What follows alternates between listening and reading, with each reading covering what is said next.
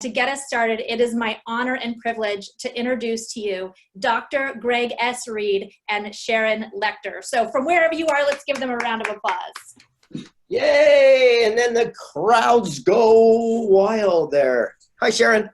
Hello, Greg. How's everybody doing? Unbelievably great. I got to tell you, I've been so excited about this call for the last few months because, you know, you and I have had the privilege to like see behind the scenes and learn things that most people have never had access to. And for the first time, you and I as a collaboration and our peers and fellow Napoleon Hill fans get to come out of the woodworks and bring it to the world in a brand new way. Absolutely. We've had the opportunity to take a group with us and actually go visit the home of Napoleon Hill and the foundation. But this time we get to take people, and they're here with us from all over the world. South Africa, Israel, India, I love it, Australia, and we're all over the United States. And so now we have a chance to kind of like, it's almost like we're in a satellite. We're going to do a satellite view into the foundation and talk with Don Green and see some of that behind the scenes stuff. So it's pretty exciting. Now, we only have one rule. When Sharon and I do events, it's 2 words, be cool. What does that mean? Look, we're doing this out of the kindness of our heart, folks. We're bringing everyone together, so that means be cool. For example, if the internet gets a little wonky for one of us, be cool. We'll just tap back in. If we're talking to someone, it gets fuzzy and we have to disconnect and bring them back in, just be cool. It's just part of the game. So if everyone has that type of mindset and attitude, I think we're all going to get along just fine. Don't you agree? I think flexibility is always the name of the game, and it's never been brought home more than in 2020. You know, a lot of people use the word pivot. I don't actually like that, because pivoting means you're turning in what you're not moving. You're kind of turning around in spot, or it means you're changing direction. And as Napoleon Hill talks about definiteness of purpose, you know, that doesn't change. Circumstances change, and so you have to adapt when things around the world are crazy, just like we're adapting today. We're doing this virtually as opposed to something in person. And so instead of using the word pivot, talk about adapt. You're just recalibrating and refiring towards that definiteness of purpose. I love it. You know, it's interesting. You and I were talking offline about this. A lot of people, through the circumstances that are going around the world right now, they're going in such an opposite direction, and they're going to find themselves stuck because it's like a pendulum. If you have a, you know, person-to-person business and you bring it all online because it's the new normal, well, guess what? We have a short attention span. Watch the California beaches when they open them up, right? Everyone goes right back. So what's going to happen is if you go too far and, like she's saying, pivot to one way, you're going to be stuck in having to go back and recreate what you already knew. So yes, adapt and adjust, but this too shall pass. And you have to understand the power of flexibility, just like we're just talking about. It's flexibility that turns into stickability. Hey, right? okay, and we'll do that one in a second. But wait, that's 3 feet from gold. You know, before we kind of go down the rabbit hole, everyone, so this is so cool. We've done 3 feet from gold. I think it was 11 years ago now, or however long it's been. And it's phenomenal. A lot of people don't know this, but this has been published in like 40, 45 different languages around the world. Is that right? Yep. Yeah, it's so funny. I was going through the archives and I pulled some of these. I don't even know if you've seen them before. This is yours and mine in some language. I have no idea what it is. This one over here, I think is Japanese. This one, if someone's seeing it, please tell us what the heck that says. Over here, right?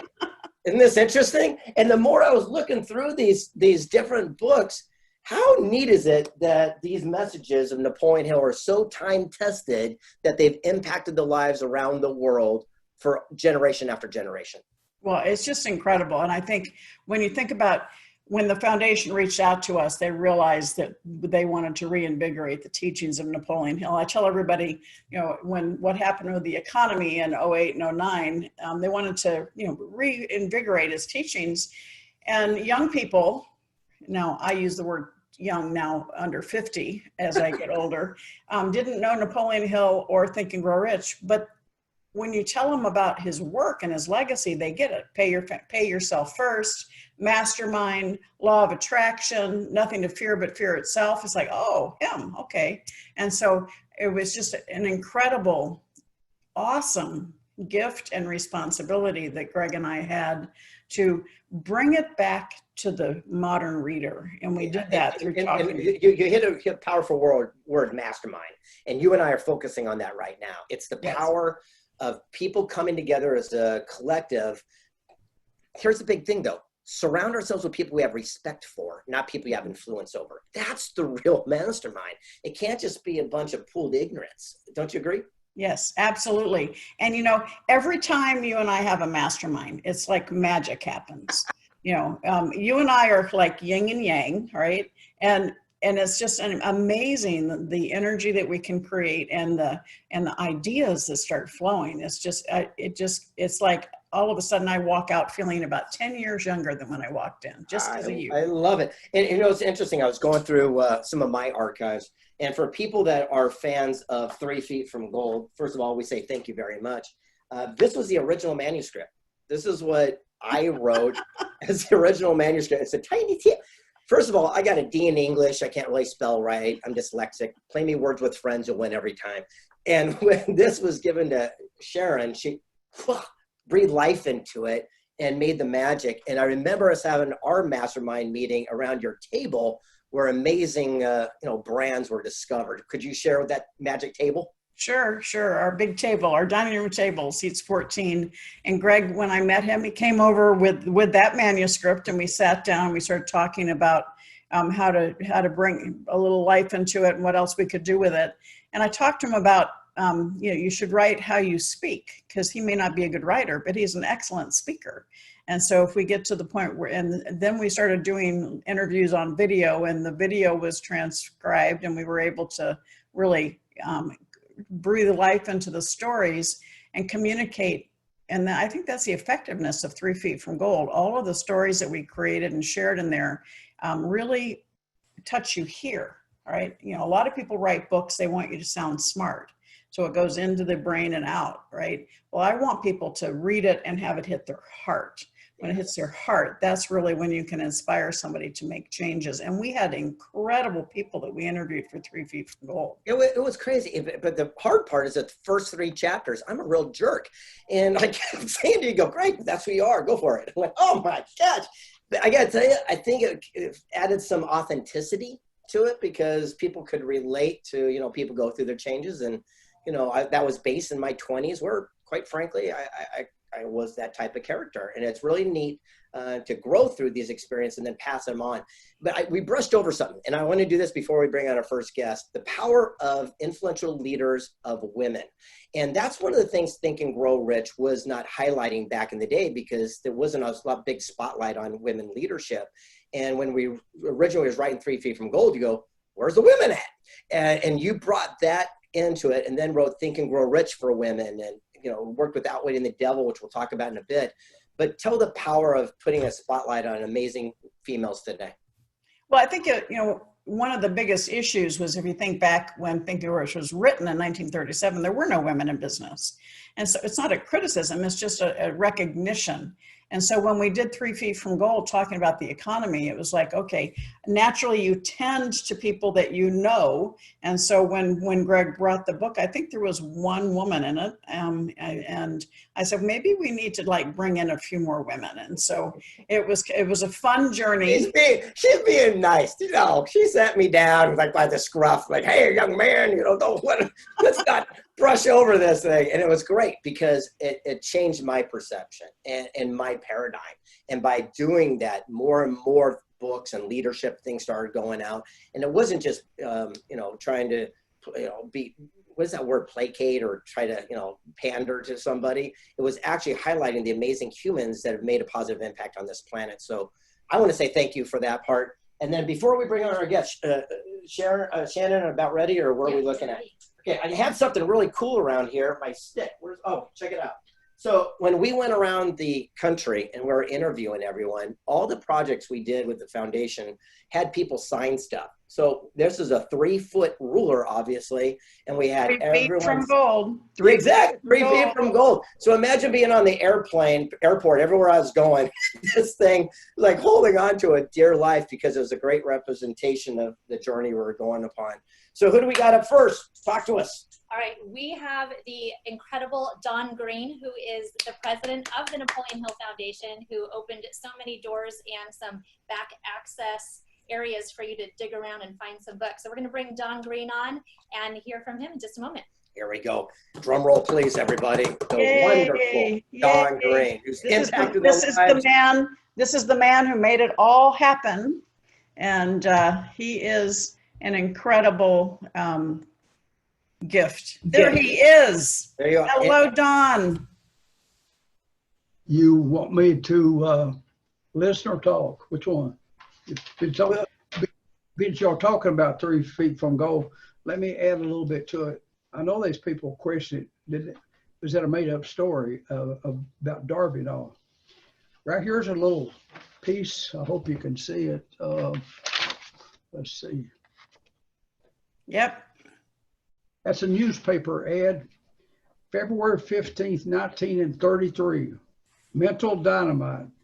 Start you on the road to prosperity. Hear Napoleon Hill as our guest in his famous lecture course on 17 Secrets of Success, starting Wednesday, February 15, 1933, at the Python Auditorium, and by courtesy of R.U. Darby and Associates, Baltimore Trust Building.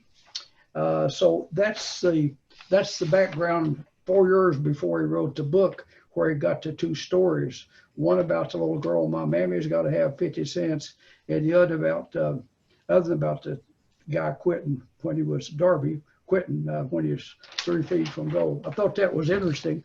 I won't read all of it, but then these were newspaper ads. This is a copy. We have a newspaper ads under Plexi over near the office. But here's another ad. They're basically half-page ads in the Baltimore. And I got something else. When we went back to the archives, Don Green made this little book. There's none of these, I don't think, left in circulation, but these were the actual magazine articles from Success Magazine back in the day.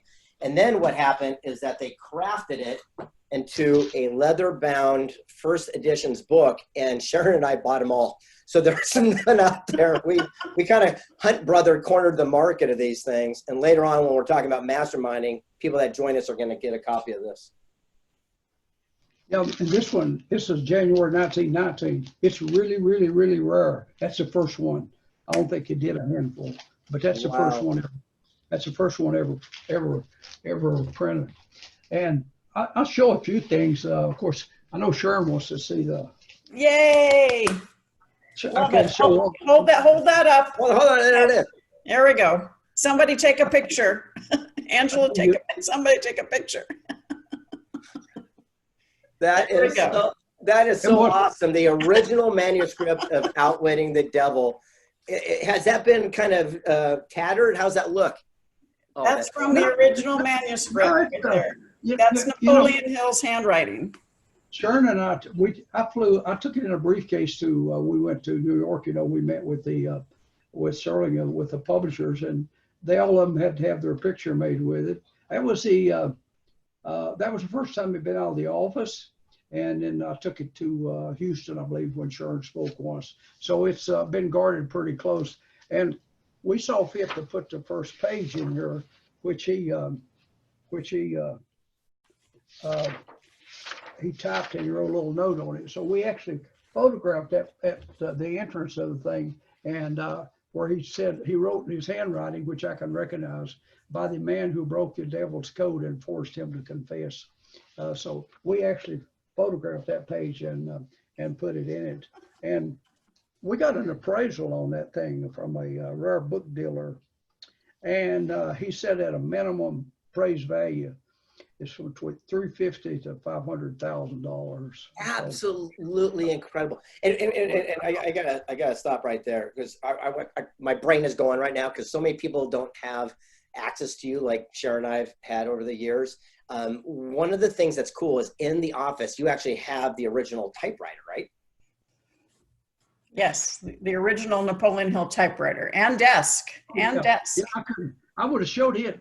We've got some computers set up on the other office. I've been in the archives, and so it was taking too long to come on. Actually, the typewriter's over there, but Zane and I, we carried a bunch of stuff over here. And for example, just in a few minutes, here's a set of the Mental Dynamite booklets. These are 1941.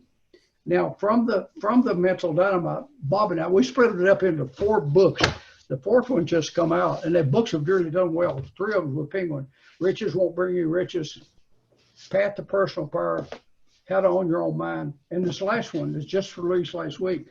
It's Andrew Carnegie's Mental Dynamite. We thought we ought to use the title from the booklet. So there won't be no more. We've used up all the material that's in those little booklets, but they preserved that well since from 1941. And Greg, is another thing you mentioned. This is a little Think and Grow Rich. It looks just like ordinary, but if you look in the inside of it, it's got 380 pages. That's original. Actually, it's 385. Minus 150, cut 230. So that is what you get in the 1960 issue, the little pocket size and the trade size paperback that Penguin does. The little small one, it has sold more than 11 million copies in English in paperback. But this was a complete book. So I got one to show off since you guys are showing off. Ba, ba, ba, ba, ba, ba. Yep. So when Sharon and I were granted the opportunity to work with Don and the foundation, we each got one of these autographed by Napoleon Hill out of the archives that I keep in my coveted box here. So mine's in my safe. Mine's in my safe. Exactly. Unbelievable. Here's some of the pages that he took out. This is Hill's handwriting. And they published a little book from it. But we published today the hardcover is just like what Greg and him has. It went back to the original book, 385 pages. I want to go to a little bit of controversy, Don, because people ask all the time, and I want to ask just two quick controversial questions. One, did Napoleon Hill die broke? Yes or no? Well, we got his will. I don't spend much time on the thing. He died in 1970. She died in 1984. Last August, when Charlie, our chairman, died, I picked up all of the stuff that she had in her archives. And here's one of the neatest things. This will be the rarest Think and Grow Rich you ever seen. She had more than $1 million, okay? And she spent an awful lot of time setting up the Napoleon Hill Foundation. Now, he did have ups and downs in his finances, but hey, he went through World War I, World War II, and the Great Depression. And he did. But hey, Walt Disney's been bankrupt before, so he had his ups and downs. But from 1943, when he married Annie Lou, you won't find any financial discrepancies, any troubles he had, because she had worked for a publisher that published these little books. He was also president of Presbyterian College. That's where she met. Right here is a book that was in her stuff. And in her stuff is I got her prenuptial agreement from 1943. This book here, I'll read it. It's autographed twice by Napoleon Hill, and you don't see no books autographed twice by Napoleon Hill. Don's getting a call from a stockbroker. He's got a hot tip right now. But he wrote in the book, she was in his class. He was basically broke at the time. He started teaching a class at Presbyterian College, and he wrote to Miss Annie Lou Norman, which was her maiden name, with the author's best wishes and in recognition of her loyalty, initiative, ability, sincerity. Napoleon Hill, 1941. Okay, they courted for 2 years. And then he puts it down at the bottom of the book again. This was in her material. Now she has the book and the author, 1943, for which he is grateful, Napoleon Hill, December 23rd, 1943. They got married the next day on Christmas Eve. Never saw a Napoleon Hill book with two signatures in it. That is an incredible. I mean, to the highest degree. Can you hold that up again, Don? The inside. Hold up the inside again. Wow, isn't that cool? Hey, you know what, Sharon? Back to our original thing. It proves that behind every great man, you sure need a woman. I mean, that's at the end of the day. I mean, we're approving it every day. In the book I'm doing in the spring, I will even further enhance that. I'll show you a few little things. We got so much. Okay, wait, because I want to talk about the foundation with something that we got here to actually offer. People watching this right now, you're thinking in your head, I guarantee you going, how can I get a copy of that yardstick? Or how can I get one of those autographed books? Or how can I get one of these things? And the answer is you really cannot, unless you go to an auction, you go find some different way to do it. However, until today, This is going to be incredible because this has never been offered in the history of the planet Earth on a Zoom like this before. Check this out. Don Green went back in the archives, which is a big storage facility, and he found a couple little stacks of checks. Now, these checks were hand-signed and notarized by Napoleon Hill himself when he was running the Napoleon Hill Foundation, and then had them, look at this, museum frame quality that you can hang at your office with actual Napoleon Hill signature of him writing a check. Very few human beings on the planet Earth have ever even seen these, and we're going to auction one off today. And here's the way we're going to do it. In the chat box, the people that would like to bid on this, you put in what you're willing to pay, and what's going to happen is Shannon's going to keep track of that and let us know, and then the highest bidder at the end of it, as long as we can get a reserve that I'm not going to tell you what it is right now, will go directly to the Napoleon Hill Foundation themselves. So you won't write a check to me or to Sharon or to Don. It's going to go right to the Napoleon Hill Foundation. The bidding begins at $5,000. Because okay, we have 500. Thank you very much. But the bidding is going to begin at $5,000 because this right here should be going for somewhere up to $20,000. But we're going to start the beginning at $5,000. You put it in throughout the day. We're going to have an opportunity to auction this thing off. Don, how rare is this? How what? How rare is this? Well, even the Napoleon Hill signature, routinely, and we've proved it, brings more than the president, any of the presidents of the United States. I mean, it's rare, especially as Napoleon Hill Foundation. See, when the foundation was founded in 1962, Napoleon was 79 years old. So most of the work in setting the foundation up, picking the trustees and so forth, was done by Annie Lou, his wife, because she'd been an office manager for a publisher, and she was a bright lady, and she had 28 years on one job. She dropped out of college to support her family when her daddy suddenly died. So she was a bright lady, and she was financially secure. She made Napoleon sign a prenup agreement because she didn't want to lose everything, and she knew he'd had financial problems. The original prenup agreement, I should have kicked it out. It's in our archives over there, that she and him both signed before the wedding. She handled the finance business for him, and she kept the so-called chasers away from him. She handled the business transaction, and she was one tough lady. And how many women today can get a prenup agreement? She got a prenup agreement in 1943, 77 years ago, I guess that was. And that was in front of the curve. And by the way, we have $5,000 in starting bid. We have reached our minimum here from Shy. Congratulations. So we will be doing this for the next couple hours. When we're done, the highest bidder goes to get this check. I'll mail it directly to you, ship it from here, and then you'll send the money directly to the Napoleon Hill Foundation. We have $5,000 in, meeting our original bid. Don, let me ask a question. Why did it take so long for Outwitting the Devil to be given the opportunity to Sharon to bring to the world? I mean, why so long? Well, it's a long story. I'd read the thing is, the women in their life didn't want to. I had trustees that I told them I'd like to do it. If you ever, I wouldn't use devil in something. No, that sounds a bad message and so forth. And so I would bring it up every once in a while because I had the thing. I had it, and I've read it 3 times more. And I thought, so one day on the phone, Charlie, and it was his wife who was a doctor, but she had passed away.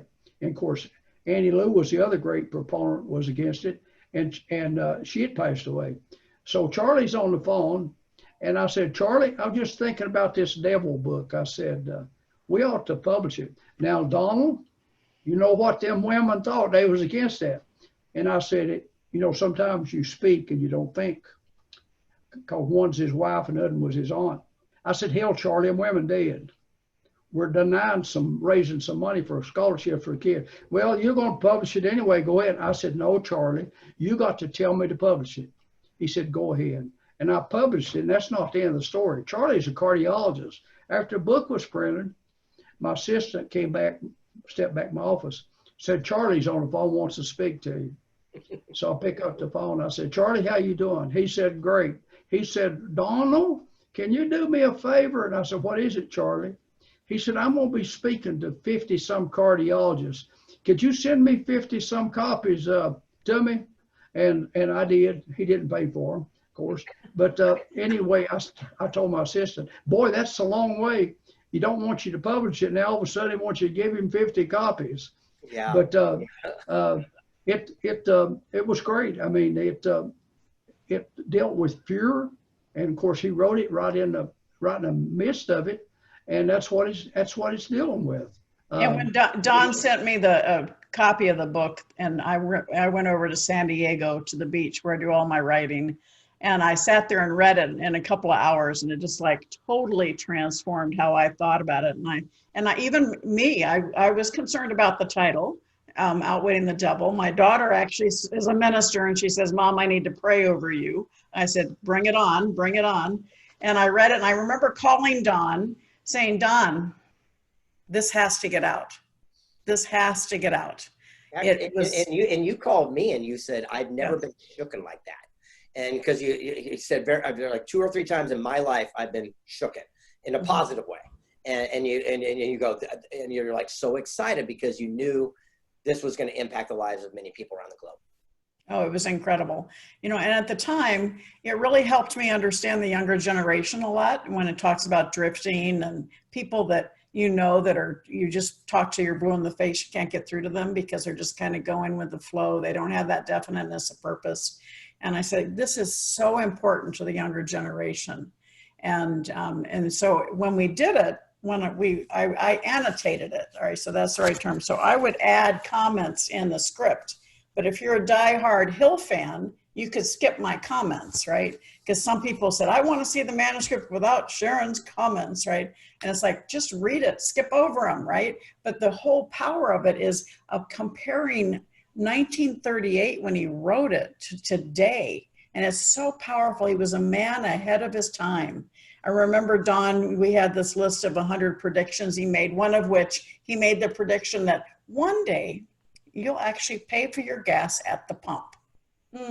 Funny thing. So he also predicted one day citizens could give tickets to other driver bodies. It was amazing. And by the way, Don, we only got you for 5 more minutes.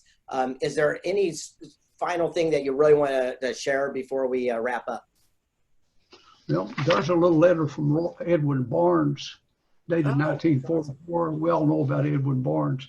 And he starts off with saying, "Dear Nap, said, I guess you've died and gone to hell." They were real frank with each other. But you can see several. I got a whole stack of them. He wrote in long English. But I think I need to tell that about we did 3 Feet from Gold as a bestseller initiative for those people listening. That means they pile it up out in front of Barnes and Nobles and they promote it. The publisher that we had left, and we had the same agreement with them. I did an interview with Alan Mark, who died recently. He was a radio announcer. He told me on the phone, he said, "Don, I'm going to do some promotion for you on your Outwitting the Devil." I said, "Well, that's nice of you." And we did this long interview. He said, "I'm going to pay for it. I'm going to put it out on the wire service. You probably want to know why." I said, "Well, I appreciate your help." He said, "You've been sending my son books in prison for years." And he said, he tells me the story. The son was in for murder. He was a victim of the Jenny Jones show. She fixed him up with a date. He met the guy, and evidently the guy was gay. These workers made fun of him. He gets his shotgun, and the dad goes home, goes in the guy's house and kills him. He got a lifetime in prison. But just thank God, a couple of years ago, we wrote letters, and he matured so in there and taught our material that he got pardoned. He's free today. But they did not do the bestseller initiative. We were getting phone calls. Sharon is telling Sharon, can't get the book. They sent a number of books in the stores all sold out. That interview, it appeared in over 200 newspapers, the wire services. They picked it up. It was in Alaska paper, Atlanta Constitution, the LA Times, you name it. It made all the big papers. And of course, the books, it sold like crazy. And like I said, it's still a bestseller. It's in 47 languages. Wait. It's 3 Feet from Gold's in 47? No, 3 feet, no, Outwitting the Devil is 3 feet from gold in 35, 36, which is pretty daggone healthy. It's absolutely amazing. We'll wrap up with this little thing. When you gifted the opportunity to Sharon and I to do 3 Feet from Gold, that was the beginning of you actually bringing, you know, outside influences to this incredible brand. And Sharon and I humbly thank you and appreciate that opportunity, because we've had the opportunity to impact a lot of people. But what gave you the, you know, the fortitude to break away to actually do this type of a work? Because I want to just, before you respond, Don, because I want, the board is a group of people that are preserving the works of Napoleon Hill, but they weren't that energetic to go out there and do new books and do new things. And we would not all be here today, together today, if it were not for Don Green, because he's the one that said, we need to get more material out there. We need to reinvigorate his teachings. And he has been a steadfast, I've never seen anybody work so hard. And, you know, but according to Don, and we've talked about this, it's not work when you enjoy what you do. So I want to acknowledge Don for the fact that none of this would have been created if it weren't for you. 3 Feet from Gold was the beginning. You're very kind. And I see Jim, my partner, Jim Stovall on there, and he's got a tremendous story. And I'm so thankful for the people I've met. We help a lot of kids go to college. The good we've done is unbelievable. But the number of the books and stuff we've done, just like with Jim, we just recently did a book on the gift of giving. It was released in July, and that's what it's all about. See, Sunday night, Jim and I were talking, doing an interview with Amway salespeople, and I believe when I hung up my time, it was a little bit after 11 o'clock on Sunday night, and we started at 10, 8 o'clock Tulsa's time, and talking about the material. I absolutely love what I do. It takes a long time to explain how I got the best job in the world, no doubt, out of 350 million people. But it's been an absolute pleasure. 2 things. One, so help a lot of kids, could fill books and store. But I would never met Sharon. I would never met Greg. I would never met Jim Stovall. I would never met John Shin. And the list is a mile long. I would have never met these people if I hadn't have been afforded this, what I'm doing. You know, I'm not telling you my age. I'll be 80 my birthday. I guess I should be in a rocking chair somewhere or another. You know, but Never. I absolutely love what I'm doing. I have them tell them, Don, you going to take a few days off? Well, yeah, probably so. But I'll go to my daughter's place in Hilton Head at her villa, and I'll have my phone calls, my emails, and I'll walk and I write. And so, and by the way, I saw a picture of you actually wearing shorts once, so I do know you went on vacation. Yeah, I went on. Well, heck, this is a vacation. I mean, it's so enjoyable what I'm allowed to do. And you know, like Zane's worked for me since 8th grade. He's now 24. He's worked for me 10 years. He started the week he was 14, all the way through his high school, through 3-year college, and he's got his MBA in accounting online. And of course, his grandmother worked for me, and his only sister worked for me 6 years, valedictorian, finished college 3 years. She's a pharmacist today, and I was fortunate enough to get her a job because I was chairman of the board of the hospital, and I kind of used a little friendly request, and she's still on the same job. All right, Don, we are gonna wrap up and say thank you, and remember, this is going to be auctioned off throughout this call, and when we're done, we're done. Right now, who's the biggest bidder? Got that This is original Law of Success. Okay, I've never showed it before. Oh yeah! Wow! Look at that! That's incredible. That's a thick book. Yep, that's bedtime reading. Yeah. Or a doorstop. Look at that thing. That's huge. Okay, we got to wrap up. Don, we love you. We appreciate you. Thank you for all you've done to make the world a brighter place. His gold ruler. Oh my gosh, you got it all. It's like a museum over there. I got his eye. Yeah, we're gonna schedule another time with you, Don, with folks that decide to work on a mastermind with us, and we'll get you back on that so you can share some more of those treasures. So love you guys. Love you, Don. Thank you so much for being with us. And if you hang out, you'll hear we've got Jim Stovall coming, and then John Shin, and then Satish. So we've got some real superstars following you. But you kicked us off right. Thank you, Don. Thank you, Don. You're very welcome. Right. Thank you so much. So we are streaming on Facebook. Oh, awesome. So if you are checking us out from Facebook, you can still get in on the action in the chat box by going to tgrlegacy.com. You can participate with us. You can bid on this check. You can have all of the inside information. So if you are on Facebook, come check us out. You'll get your link, and we hope to see you soon. Okay. And before we bring on our next guest, Sharon, isn't that, it's kind of like a cool flashback, right? Remember when we were out there, it's like walking in a museum, right? Yep. You saw all these little things, and it keeps going and going and going. They kept everything since he was 13 years old. It's amazing. And then we went to see his one-room schoolhouse and where he lived, and some tributes from him in the area where he lived. But the most exciting thing was digging through the stuff to find all those incredible things. Lots of audio tapes. Yeah. Lots. So let me explain what we're talking about, because you're thinking, oh, digging through stuff. No, we're talking about digging through stuff. So when we talk about the archives, it's a big, giant storage facility. It's kind of like, one of those things. You'll never know where it is. It's like Area 51, right? But when you go in, you open up the sliding doors, it is piled, boxes upon boxes. And that's where we have to take off our jackets and put on shorts and go digging inside this material.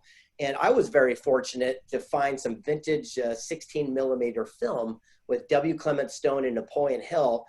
We dusted it off and made an incredible project called Napoleon Hill's Road to Riches, where we made it kind of like a radio interview where I bring on Stone, who brings on Hill, and then we bring on Sharon and Bob Proctor, and we brought on Brian Tracy and Les Brown and all these amazing leaders. And they talked about how these principles have stood the test of time. Imagine having access like that. It's amazing, right? It is. You all sometimes feel like you need a hard hat walking in there, but there's just so much material. And it's like, oh, look at this. It was really fun. It's like one of those, somebody having an estate sale, right? It's like, oh my gosh. Yes, look at this. Oh, wow. And we got to have it all. It's like one of those coolest little moments. So moving forward, we're going to bring on an incredible human being right now. I am so excited. Shannon, come on, do an introduction. Dun, dun, dun, dun. We have Jim Stovall, who is one of the most incredible supporters of the Napoleon Hill Foundation. He's an author, amazing man, and he is here to join us and share his insights. Jim, come on in. I love this guy. Bam. This is like magic right now. Everyone streaming in, listening in. These are the people that we have respect for, not people you have influence over. And when we talk about the importance of surrounding yourself with people that can give you counsel over opinion, Don Green is one of those individuals, and another person is coming to the screen in just a moment. Sharon, tell me, what's your experience been with Jim Stovall over the years? Oh my gosh. Well, I knew his work before I met him. The Ultimate Gift is absolutely the most incredible book and movie, and has been followed by other books and movies in the series. And it is, if you have teenagers, oh my gosh, you got to get them to read The Ultimate Gift. Or as a parent, you need to read it, because it talks about how building value and understanding how we can sometimes, stunt our children's mindsets by spoiling them to death. And so it's amazing. I just absolutely love it. It's not a thick book, it's a short book, but it is so insightful and moving. It's just amazing. And I absolutely love this man. And I had the opportunity to meet him and chat with him several times. And he's such a huge champion for Napoleon Hill and for the foundation. And he is, gosh, such a gift. And his background is amazing. We'll let him share it with you, but talk about. And while he's coming, you mentioned earlier stickability, the power to persevere. So after we did 3 Feet from Gold, I wanted to expand. People kept saying, well, how do you not quit? 3 Feet from Gold is about not giving up but how do you not do it? So when I had the opportunity to do Think and Grow Rich, stickability, it was such an amazing experience to go face to face, knees to knees, with everyone from Steve Wozniak to the guy who, created the credit card magnetic strip, and, all these different people that have impacted our lives. And in the back here, I had everyone sign duct tape because of the power of stickability, right? So we always got to get these things. You very rarely get an opportunity to go meet these folks, let alone have their signature. And right now you have a chance to have Napoleon Hill's personal signature on that check for the highest bidder. There he is, Jim Stovall. Good, How you Jim. doing? Yay. Hey, Hello, I'm doing Jim. great, guys. We're Hey, so how you guys excited. doing? We are fantastic now that you're with us. Thank you. Well, I'm just grateful to be with you two and get to mop up after Don Green. It doesn't get much better than that. And right now, Jim, you're working on a new project around Napoleon Hill's legacy. Would you share what that is? Yeah, Greg, you and Sharon both know that, really our work is not a composite of what we do. It's a composite of how it impacts other people. It's kind of like the wind. You can't see the wind, but you can see it move the trees. You can see what happens. And that's what has happened with Hill's work over these 70 or 80 years. And so I am writing a book in conjunction with the foundation and Don Green called Dear Napoleon. And people from all walks of life, from all around the world, are writing a letter as if they were writing it to Napoleon Hill, just explaining what it meant to them. Dear Napoleon, here's when I read your message. Here's what it did in my life. Here's the impact. Here's your legacy. And we are compiling a book of those right now. And Don's involved. Greg, I've already got yours. Sharon is working on hers now. And anybody out there that's a part of this event, if you want to do this and not only thank Napoleon Hill and help the foundation because every penny goes to them, but also encourage other people and have a little lesson in gratitude, you could just send it to me, Jim Stovall, Stovall, Jim@jimstovall.com, and just write a letter like you were writing to Napoleon Hill. Just Dear Napoleon, and tell your story, and you'll end up in a book. So it's an exciting project. And by the way, when we're talking about the ultimate gift, I gotta just share my experience with this one. It was the first book, true story, I ever read beginning to end without stopping in my history of my life. I'm 57 years old. And I remember I was reading it at the beach and I was sitting in my car when I was done. I'm sobbing, I'm not a softie, but it's just such an emotional story. And in the back of the book had your phone number. I called it from my car and you picked up. And I went, what's the odds of that? How important it is to be accessible in today's society? Well, I have millions of books in print, 48 titles, and my phone number or email address is in all of them. And we respond to everybody. We have real life people that answer the phone around the clock. I return every call. I return every email. And I think that's important because, we are our message. And, if we learn anything from Hill that we can take to our daily life, it's going the extra mile. And like most things in this world, it was a commitment I made and I thought I'm going to make a sacrifice. No, in tangible and intangible terms, I could tell you stories for hours, how I have benefited from providing that to people in the world. So I'll tell your audience, if you want to write a Dear Napoleon or anything else, Jim@jimstovall.com will get you there. So Jim, a lot of people that are on the line may not know your history. And if you can share with us, you had a life-changing event for yourself and when you were a teenager, and you have created an empire of helping others as a result of it. Can you give a little bit of your background so those of the people that are with us today that don't know you will learn a little bit more? Sure. I grew up here in Oklahoma, and as a young man, I had no desire other than to be an All-American football player and then go into the NFL and make my living playing football. And the scouts and coaches and people who monitor those sorts of things assured me that I had the size and speed to do that. And it was just a matter of time till I was living out my dream on the NFL screen every day, Sundays, Monday nights, and all that. And then one year during a routine physical to go play another season of football, they always put you through a battery of tests. They want to make sure you're healthy before they take you out and try to kill you. And that's what I was doing when the doctors told me, Jim, we're not sure why and we're not sure when, but we do know you're going to be totally blind and there's nothing we can do about it. And your whole world just stops. And I didn't know what I was going to do. A little quick research told me there'd never been any blind guys in the NFL. So I realized I did need to do something else. And over the ensuing decade, I lost my sight, and in this little room in the back of my house with my TV and my tape recorder, my radio, and really never intended to leave there again. The thought of owning and running a television network with 1,000 stations, or writing over 40 books and 8 of them turned into movies, or speaking to millions of people in arena events, or talking to you two today, that would have seemed as foreign to me as going to the moon. And I just sat there month after month after month thinking I'll never leave this room again. And before I had lost my sight, that room had been our television room. So over in the corner, I knew there was a TV and a video player and some of my classic movies. And one day out of just sheer boredom, I put one on and I thought I'll be able to listen to this. And, you know, it worked for a while, but then somebody shot somebody and the car sped away and I got really frustrated. And I said, somebody ought to do something about that. And the next time you hear yourself say that, you just had a great idea. And the whole world trips over a great idea about 3 times a week. And the only thing you got to do to have a great idea is go through your life, wait for something bad to happen, and ask, how could I have avoided that? And the answer is a great idea.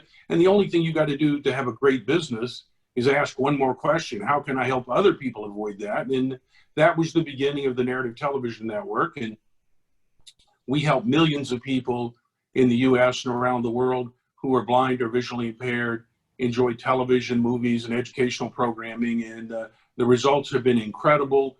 And, you know, it's an act of giving, but it's also a very profitable business. And my late great friend and mentor, Zig Ziglar, always said, you can have everything you want out of life if you'll help enough other people get what they want. And narrative television has been an exercise much like that. Yeah, Jim, I got to tell you, it's incredible. For people who are not familiar with it, it's real simple. So imagine if you're watching a TV show like 2.5 Men. Someone would narrate what's happened. Like, you know, it would sit there and say, Charlie walks into a room, picks up a coffee mug and says, and then you hear the dialogue. So someone's narrating what happened. My mother is writing a screenplay right now, and she goes, I don't know how to get the verbiage out. She goes, so I've been watching this thing called narrative TV, and now I know exactly what people are looking. I go, well, I happen to know the guy who started that. And how cool is that? You're actually also helping people that have the vision, but they want to see how to paint a picture with better words. And nobody better to turn an obstacle into an opportunity, which is, of course, our tagline on 3 Feet from Gold. The taking, you know, and out of every adversity comes a seed of an equal or greater benefit. Well, Jim, you are a walking testament to impacting millions of people because of something that was tragic that happened to you, and you turn that into a true gift for anybody who knows you. So you're the only guy who writes books that can't read them and makes movies that can't see them. I mean, it's unbelievable the contribution you've given back to mankind. And let me ask you a question about Napoleon Hill. What of his principles is the number one you live your life by? Sharon touched on it right there. Every adversity, every heartbreak, every setback is endowed with the seed of a greater good. Because I remembered every once in a while you run across a principle and your first reaction is that cannot be true. And then your second reaction is that has to be true. I heard Mother Teresa say one time that if you don't love everyone unconditionally, you really don't love anyone at all. And wow, I thought that cannot be true. And then I realized that has to be true. Well, Hill's principle, I call it compensating balance, is the same thing. Every adversity is endowed with the seed of a greater good. And what's amazing, once you find that principle from Hill and you really internalize it, man, you just go through your life looking for it. I mean, somewhere in this pile of manure, there's got to be the pony, the old proverbial story. And you just start looking for them. I mean, where's the advantage in COVID-19? Where's the advantage in everything we have in the world? Because opportunities come disguised as problems. Love it. Masterminds. Sharon and I are going to be doing something which we're going to announce here in the next little segment. That's pretty cool. Her and I, for the first time in our career working together, are going to collaborate and create a 3 Feet from Gold mastermind based on the principles that we've learned through all of Napoleon Hill's teachings, all these years put together, and then invite our friends to play along. How important is a mastermind of the right influence has been to your life? Oh, it is the most critical thing. I mean, you know, I remember when I was in college, and I finally figured out a way I could learn when I couldn't read. And I got out of college, and, you know, all my friends were getting recruited to go have jobs at places. Nobody wanted to hire this ex-jock blind guy. And I remember going to see my dad and telling him, you know, I'm not going to get a job, which really thrills any parent. And I said, but I'm going to start my own business. And he said, come back tomorrow and I'll give you something. You know, and I thought he was going to give me $50,000 or something. So I show up the next day, and he said, actually, I'm going to give you two things. The first thing I'm going to give you is the certain knowledge. If you ever get anything out of this life, you got it on your own, because I'm not giving you a dime. But the second thing is, he said, I know one guy who's an entrepreneur named Lee Braxton. Mr. Braxton was quite elderly at the time. He had a third-grade education. He had made $10 million during the Great Depression, had given 9 of it away, and he lived off investing that remaining $1 million for the rest of his life, and worked for a nonprofit for $1 a year. And my dad introduced him to me, and this old man handed me this big book and said, read this and then come back. And it was Think and Grow Rich. And that was the beginning of all my training and everything I learned. And years later, I wrote a book called The Millionaire Map, and it was my own journey from poverty to prosperity. And I talked about Mr. Braxton and Think and Grow Rich, and Don Green called me, and he said, Jim, you do know, don't you, that your mentor, Lee Braxton, was Napoleon Hill's best friend? He said he gave the eulogy at Hill's funeral. I'll send you the transcript, which he did. And this amazing thing came full circle. I had no idea of this. And just yesterday, Don gave me probably a 2-inch thick file of letters that Hill and Braxton exchanged during the 50s, 60s, and up till Hill died in 1970. And I took Lee Braxton's own words, and that he had said to Napoleon Hill how much he meant to him, and I made up his own Dear Napoleon letter for the book. So he'll actually be in the book too, because if anybody deserves to be there, it's him, and I wouldn't be here without him. And, you know, when I think about it, you know, I've had such a wonderful collaboration with both of you, and it just would not have happened without Napoleon Hill. So, you know, like I said, you can't see the wind, but you can see how it moves the world. And just the fact that the 3 of us are here talking, it wouldn't have happened without Napoleon Hill. Agreed. Sharon, any last question before we move on? Jim, I'm just, you know, you have made such a huge impact on my life and the life of millions. What can we do to support you? Great question. Write a letter of thanks to Dear Napoleon, what it meant to you, and send it to Jim at Jim Stovall, Stovall, Jim at jimstovall.com. And we'll help a lot of people around the world and raise a lot of money for scholarships and practice gratitude, because we all have been blessed by this message. And you and John released a book earlier this summer. Why don't you share a little bit about that? It's called The Gift of Giving, and it's when I was in college, I was in a chapel service, and we had a man come and talk to us about, he dug water wells in Africa, and at the end of his talk, the president of the university said, why don't we take up a collection for this man? And I thought it was a great idea, but I only had $17 in my pocket.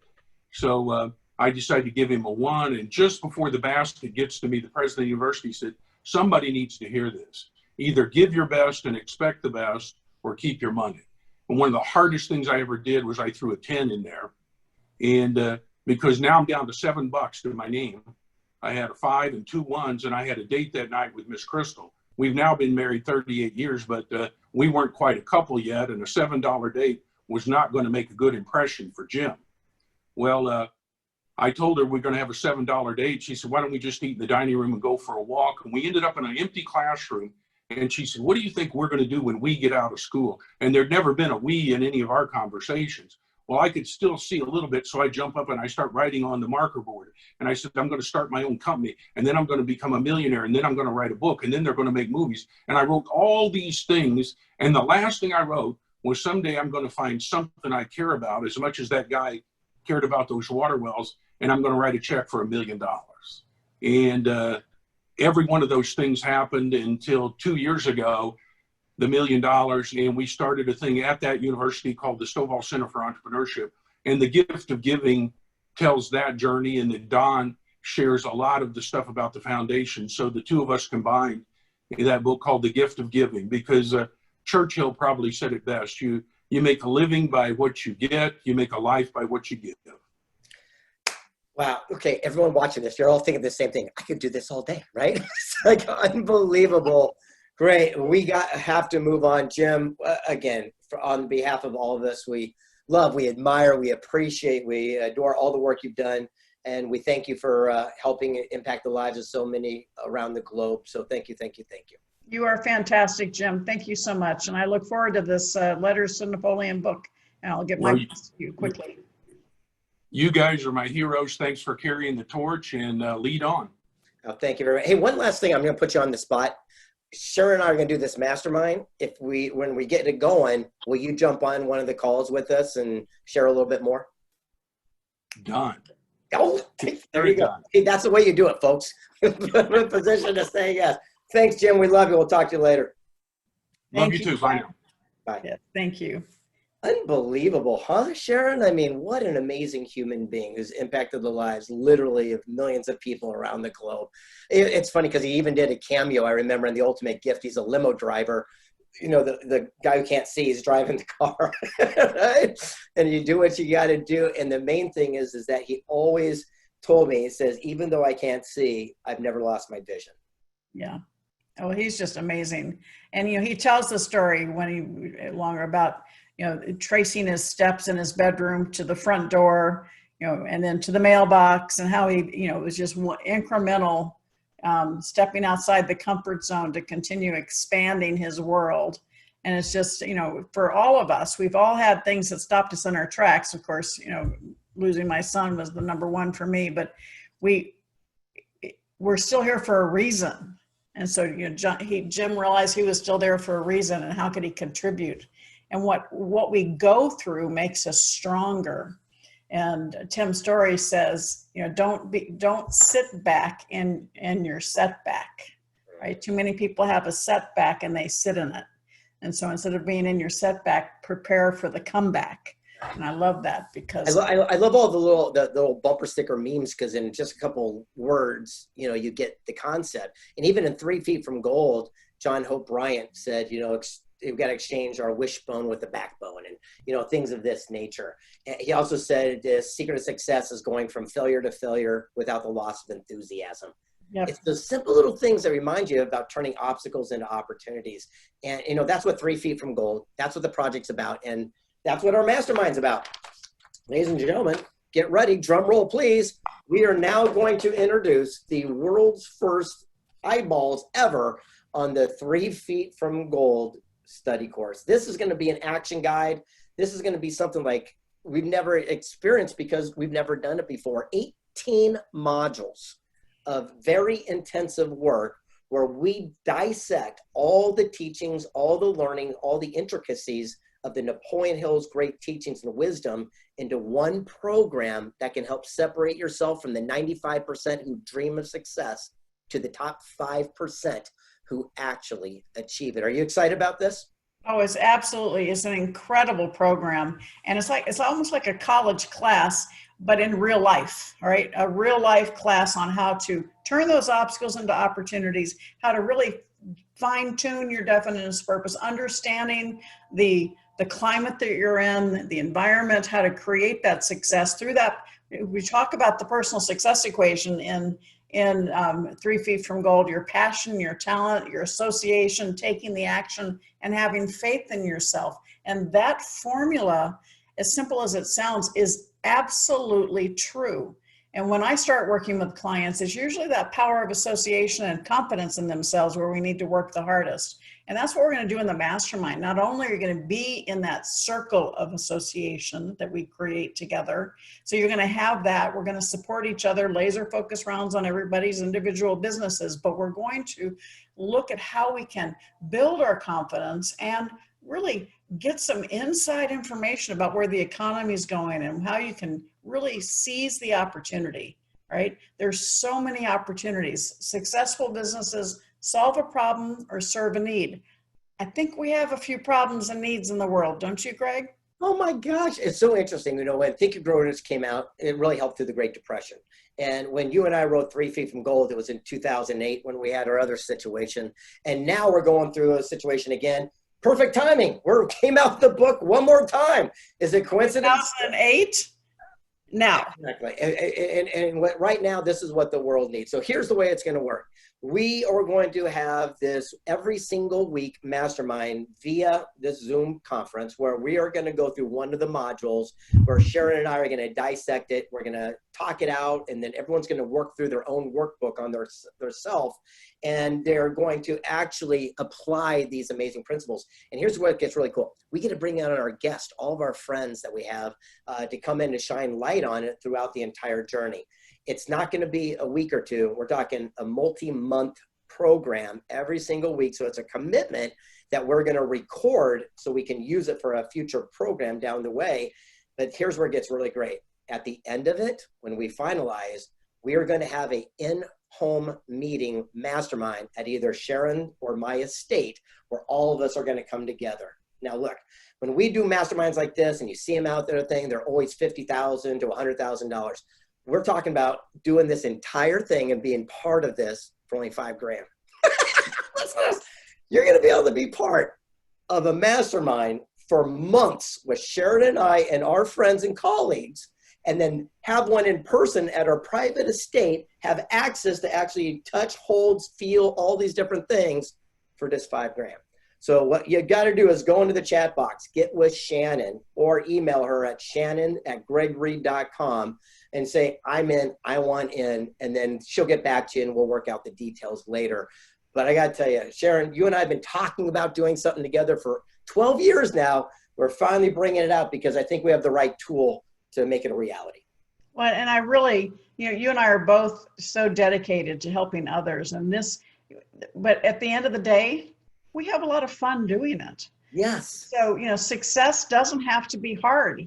It may not be easy, but it sure can be fun. And, that's what we want to support people finding that next best chapter. And with us in this mastermind, we're going to help people find how to place themselves in the position of greatest potential. Oh, I love it. Yeah. Sometimes you need other people. With my experience and Greg's experience in multiple industries, we can see things that maybe you can't see because we're so inside our business, and we can see, make those introductions.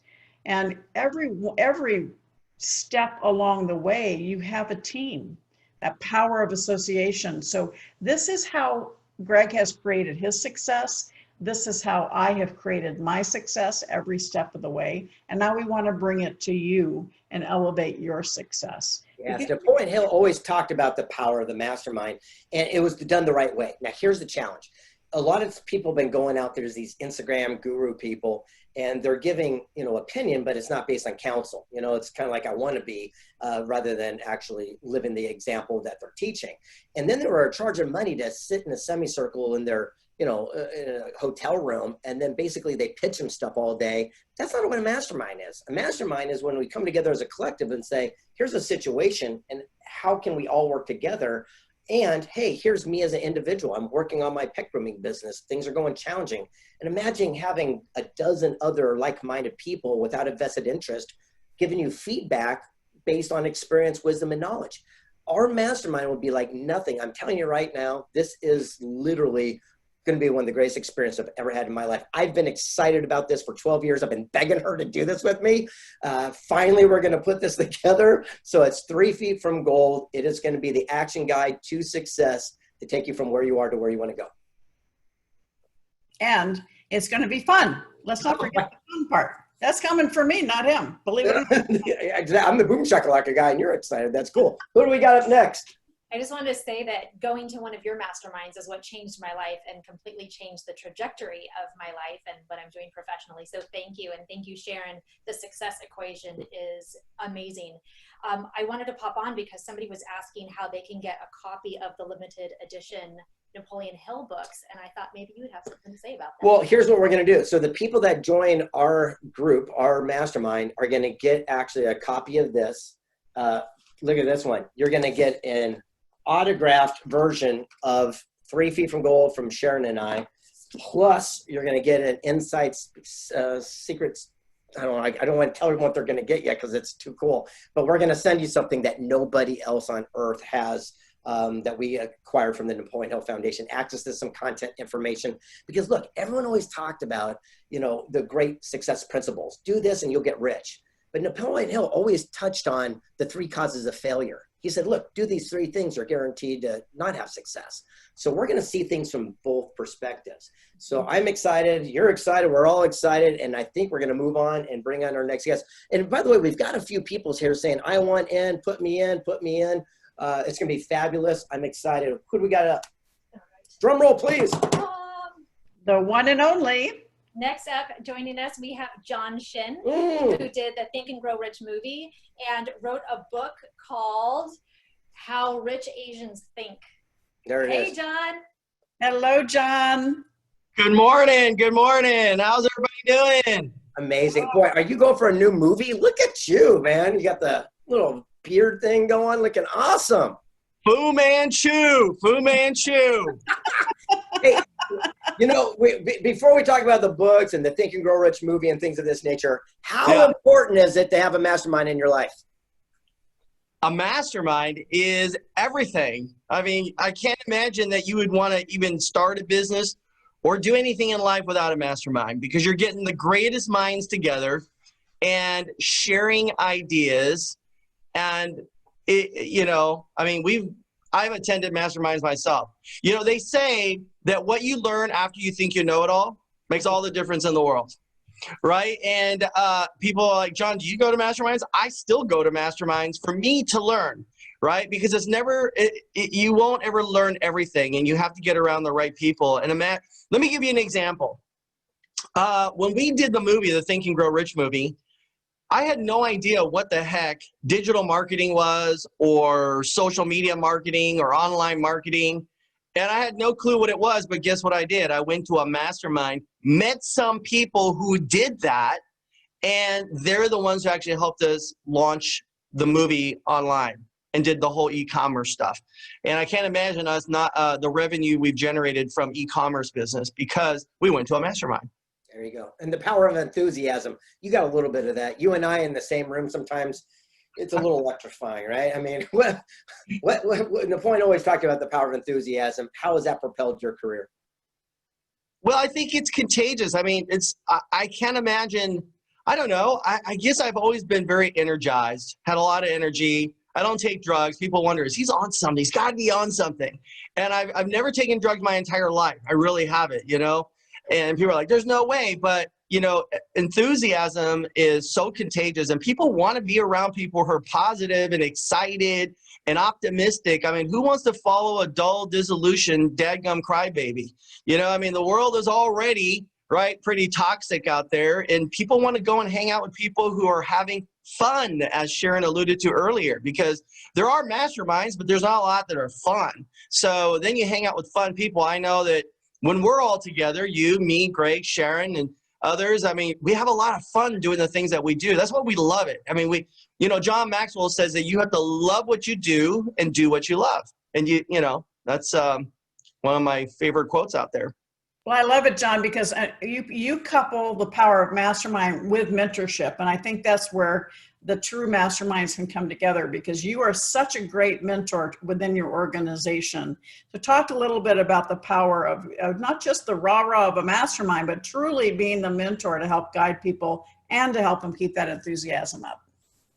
So I think, you know, I've had this conversation, so I think with both of you, that we live in a world today where there are, unfortunately, a lot of fake people in this space. The personal development, the coaching, the mentoring space. And there's a lot of people who act like or fake it. And I tell people that you don't want to fake it till you make it, because there's a lot of people who say that. You got to fake it, man. You got to wear this. You got to buy this. You got to buy, you know, a fancy car. And, you know, you have to fake it till you make it. Well, I tell people that you have to, number one, faith it till you make it. That's one of Satish Verma's favorite lines, faith it till you make it. But I think you should also face it till you make it. So you have to face the challenges that you've got. And when you're mentoring people, you're sharing your experiences, you know, because there's so many people that don't have those experiences in life. So it's not just about teaching people what you know, but it's actually doing it yourself and showing people what you did, right? And how you avoided the minefields, which goes back to a mastermind, because, you know, what's that saying? They say the fastest from one point to another is a straight line, right? Fastest from point A to point B. Well, yeah, I mean, why would I want to go and screw it up? Is my ego that big? Is my pride that big that I got to go and screw it up a few times? Or would I rather go and seek, as Greg says, counsel, right? So, like, I'll give you guys another example. When I wrote first of all, you know, I got to go back to this story about Thomas Edison and his experience with his mother and the teacher, and many of you guys, y'all probably know what that story is. And if you don't, then you got to read the book, right? Until you really understand what that story is all about. But then Napoleon Hill himself had a very similar experience with his own son, Blair, right? Everyone said that your kid who was born with no ears could never hear, or, you know, and he had his adversities, and we all have them. And I had mine as a kid in third grade. I was talking about this last night with my staff, that my third grade teacher brought my parents in for a parent-teacher conference.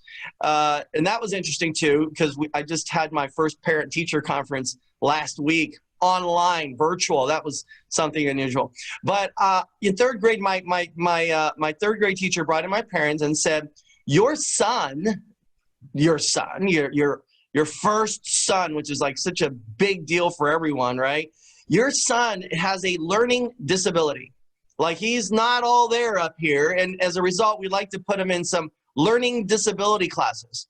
And I was put in these special ed classes. I was thinking, I'm like, I don't know what I'm doing in here, but okay. I mean, I don't know any better. So my mother and my father, they didn't accept it, and they went and got professional help. They got me a tutor, and the tutor started talking and training every day. They would come over for 3 hours. And then afterwards, my tutor went back to my parents and said, listen, your son has no learning disability. And they said, what do you mean? They said, these teachers and the principal said he had a learning disability. And they said, no, he doesn't. And so his problem is that he doesn't understand English. He doesn't understand the vocabulary. So when the teachers asked him, what did you read? And he said, I don't know. I had a comprehension problem because I didn't know the definition of that word.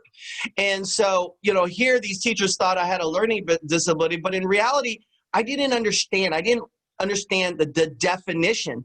And it's the same thing in business. A lot of people are like, well, you're so dumb, you're never going to make it in business. Well, it's not that they're dumb. People aren't dumb. It's just they need to get guidance. Just like me, like, I never thought from that people would program that into someone's head that I would ever write a book, right? That I would ever, like, speak on stage, right, Greg? Yeah. I know, and we're going to talk about the book here in a second. You know, people talk about Think and Grow Rich, and they always think it's only about money. Napoleon Hill, before he passed away, wrote a book called Think and Grow Rich with Peace of Mind, and saying, you know, the real riches is having that peace of mind, freedom, where you can sleep at night. And we realized the power. You said something to me at Secret Knock one time. You said the only thing that real money and wealth brings you is a word called freedom. And would you expand a little bit on that? Yeah. You know, money isn't everything. We know that. I mean, you know, and there's another great quote that things don't matter, but people do. And, you know, there's a lot of things that I would love to do in life. But one of the things is that you can't do some of the things that you want to do in life without money. You know, I had an experience where we had a boating accident out on the lake, and Arlene got her finger caught in a little, you know, in the engine compartment somewhere, and it was a bad situation. It was a crisis, and we went to the emergency room, and as we checked into the emergency room, the first thing that they said to us was not, how's her condition, how much blood has she lost, none of these questions, you know, but the first question they asked us was, do you have insurance? That was the very first question. Here, like, we got blood all over us. She may be losing her finger, and the very first question was, do you have insurance? And I said, and you know what's crazy is we had insurance, but I didn't even care about the insurance. You know what I just said? I said, I don't care about insurance. I said, I'll just pay cash. And as soon as I said, I'll pay cash, they were running her into the emergency room and the doctor was in a few minutes. It's pretty crazy, the things that you could do once, you know, unfortunately, it's pretty sad and pathetic, but, you know, once you have money, the things that, what kind of freedom you have, the things But it also goes down to something that Sharon teaches, you know, and her and Les Brown, I heard on stage one time, and they said, you got to fill your own cup first and then feed the world what flows over. Look, we've been taking care of our family, friends, peers, coworkers, bosses long enough. If anything we've learned is it's time to get selfish. It's time to start filling our own cup first so we can have the foundation, feed your family first, pay your family first, so that you can have the resources to make a positive impact. Right, Sharon? Oh, absolutely. It's, you know, it comes back to understanding. So many of us, we define ourselves by the roles we play. Am I a good mom? Am I a good author? Am I a good CEO? And we forget to think about, am I a good Sharon? And so if I take care of Sharon, then I'm a better mother, wife, grandmother, author. And so many of us, we really judge ourselves through the roles we play, or we judge ourselves through the eyes of other people. And when we realize that it's kind of like the put your own face mask on first on an airplane. You have to be the strongest you can, and that comes both spiritually as well as financially. Oh. Because once you get to the point where you have assets, again, my favorite word on earth, assets are sexy. Once you have assets, they become your economic engines, and financial freedom comes when the income from your assets, not your paycheck, the income from your assets exceeds your monthly expenses. That's when you're financially free. It doesn't have to be millions of dollars. You can buy financially free, given when I met Robert Kiyosaki, he had $100,000 a year in passive income from 2 small apartment complexes. His living expenses were only $35,000. So he was financially free. It wasn't millions of dollars. And so understanding the power of income producing assets, and John, I know you love that as well as I do. You teach it through how to protect your family. Assets is what people need to focus on. And unfortunately, we're not teaching it in school. Right. And by the way, we've got 3 people already registered for our mastermind. Congratulations to everyone that's signing up. Go ahead, Shannon. We've had a couple of people ask about a payment plan, and the answer is yes. If you know that you're supposed to be here, Absolutely. if you know that you're supposed to be mentored by these 2 amazing people, reach out, Shannon@GregReid.com. Let me help you find a way to get you there. We'd rather have the right people there and make it work for you so that you can be part of this. It's once in a lifetime, and it's definitely And I love all the comments in the chat. Keep them coming. Any questions? And by the way, so literally, however it would work for you to join us, don't let the money stop. The only reason we're going to do the $5,000 as it is, for the time, energy, the resource of bringing these people in, we just got to at least break even on this thing. So the whole idea is join us. And we still have $5,000 bid, I believe, for this signed autographed check of Napoleon Hill. There's only a few of these in existence on planet Earth right now. So we still got a $5,000 bid on this one, just so we know. So John, any last, not last, I got 3 more things for you. 1, your book, How Rich Asians Think. How did you work that out with Don Green? It's amazing. You know, it's interesting because, you know, Dr. Dennis Kimbrough obviously wrote The Black Choice, and then Lionel Soso wrote the Latino Choice. That's right. And then Sharon wrote The Women's Choice. And so I was Googling and on Amazon, and of course, Amazon's a master of suggestive selling, right? So they said, people who bought this also bought this. And of course, you go in there to buy one, you walk out with 10 items. So I was like, where's the Asian one? Or where's the Chinese, Taiwanese, Japanese, you know? And there wasn't. And I was like, wait a second. And I was sitting at my kitchen table with my computer, and I looked over at Arlene, and she was getting some coffee ready. And she says, I said, honey, I don't think that there is an Asian choice. She's like, no, there has to be, right? In fact, Don Green told me that more books of the original ones sold in Asia, you know, to Asians, because just per capita, there's just so many more Asians around the world. Yeah. Oh, there you go. And he says, more that book sold to Asians. And I'm like, well, then there has to be one. And I said, but I don't think there is. It would have shown up. And I said, you know what? I'm going to be that guy, honey. And she said, you think Don's going to let you do that? I'm like, hey, you'll never know unless you ask. So you got to ask without fear, right? You know, I always tell people, just ask without fear. And so I called up Don and we had a conversation, and literally within, I think it was like 4 days, I got an email saying that I had the rights to do the book. And I was like literally in tears. I was like, what I get to be amongst these amazing people like you, Greg, and Sharon, and others, to be a faculty of the Think and Grow Rich. Who would have thought that a literal legacy, right? Yeah, and it was so cool because you called up and you were just like going, whoa, whoa, whoa, whoa, like you're so excited. Yeah. And the But I whole think idea is, for everybody watching, understand, but John, this is the power of the mastermind and the power of mentorship, because you immediately started calling and asking for guidance. And I That's think right. it's so important. Yeah. So just like, and you know, and here's the thing, I did call people, but it wasn't like I wanted to get guidance, and most people wouldn't tell you anything. I'm like, well, how did you become a bestseller? No, I was like, well, I don't know. I got people who help me. And I'm like, okay. But I literally called the two of you, and you guys gave and gave and gave, and then continue to give, and stayed on top of me to say, how's it going? Is there anything else? Greg, I remember you said, what's your favorite? It's not about how many books you wrote, but how many books you actually sold, right? Wasn't that it? And I called you, and you sat, I went down to your house and visited with you, and you gave me all these different advice, and you gave with so much generosity, right? And not once did you say, oh, by the way, that was $10,000. That's my hourly wage, right? You know what I mean? You gave. And then I called Sharon. I'm like, Sharon, what do I do? What do I do? I don't want to let the foundation down. And you gave, and you gave, and you gave.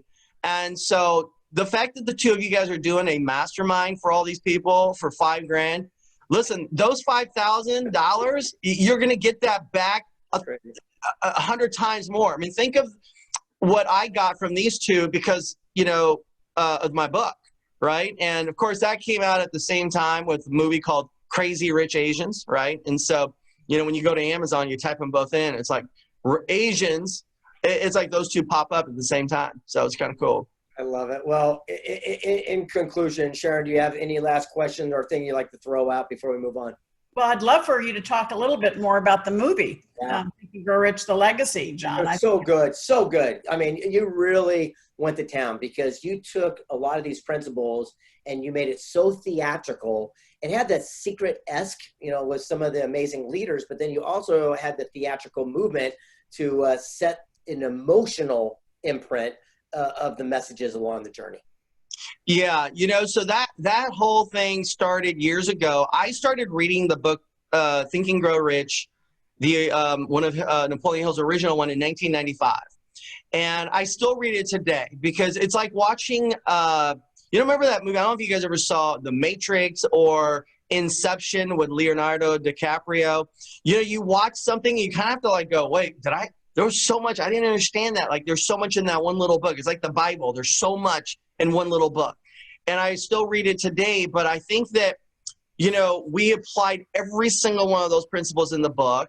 One of my favorite ones is the whole 6 to turning desires into gold. And, it's important for people to have specificity.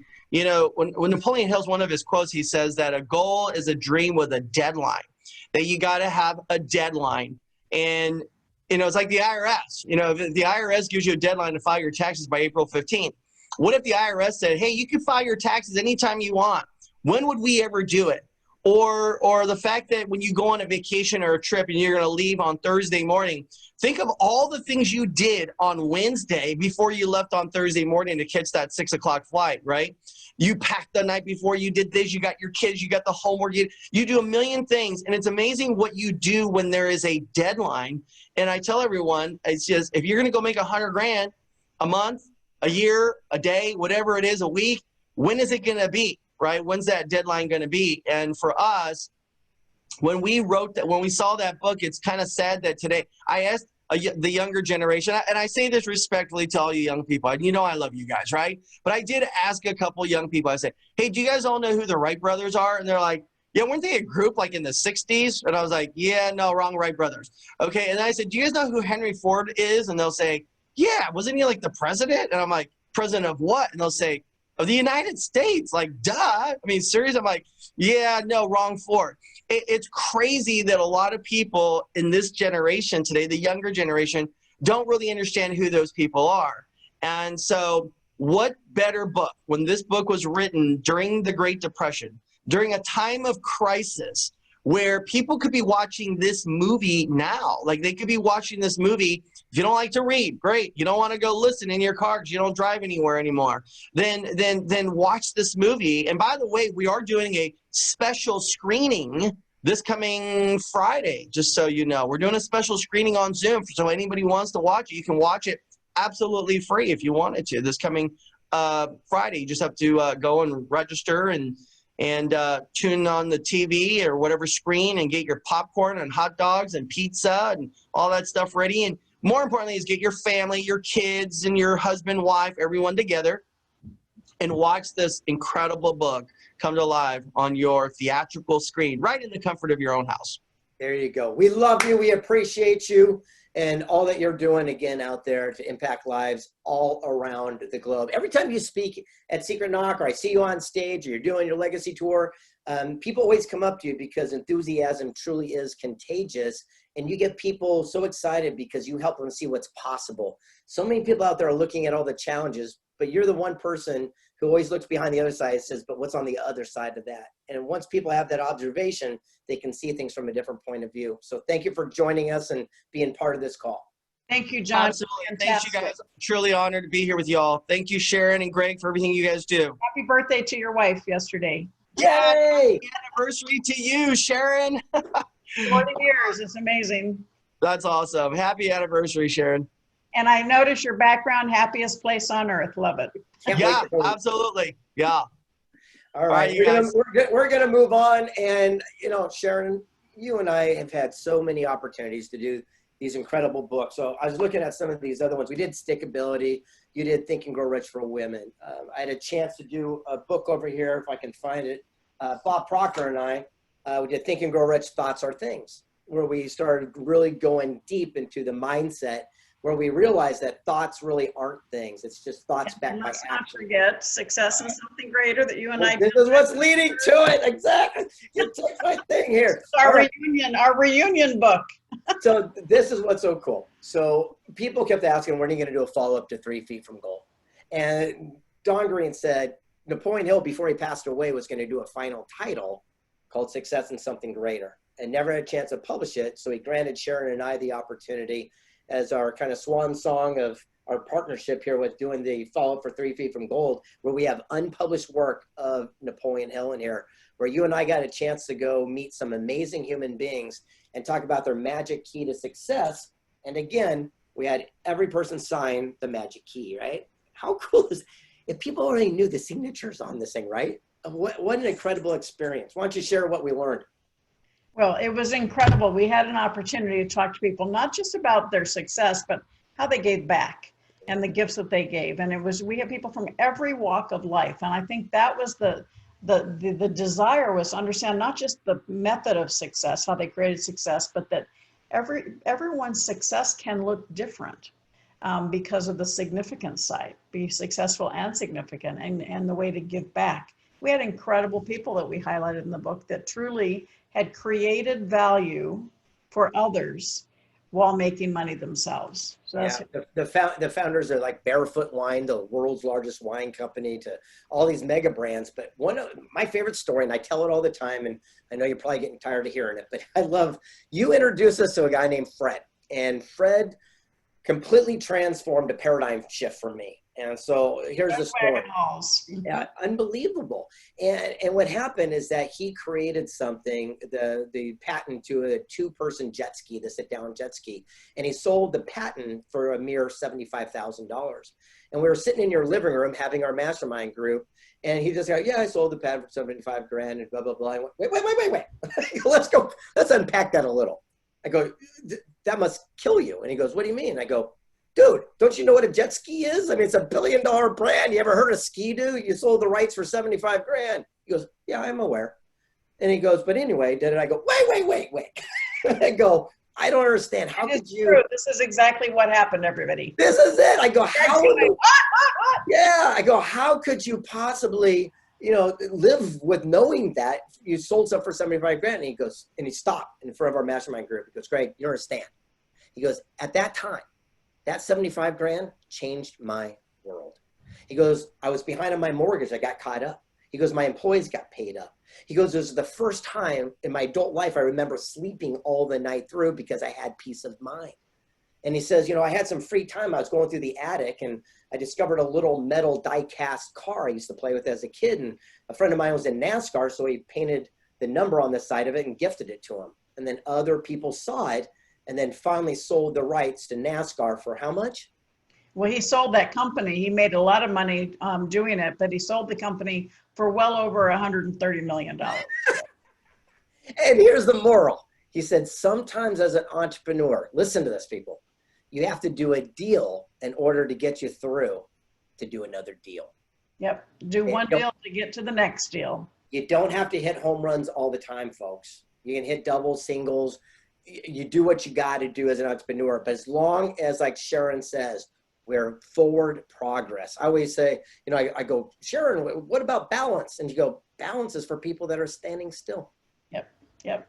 And he also, this guy, Fred Wagenhals, he also, remember the Love Island with the little car the midget was in? He created that. He also invented the bucking bronco that you see in bars around the world. That's right. The electrical bull that you see. Yeah.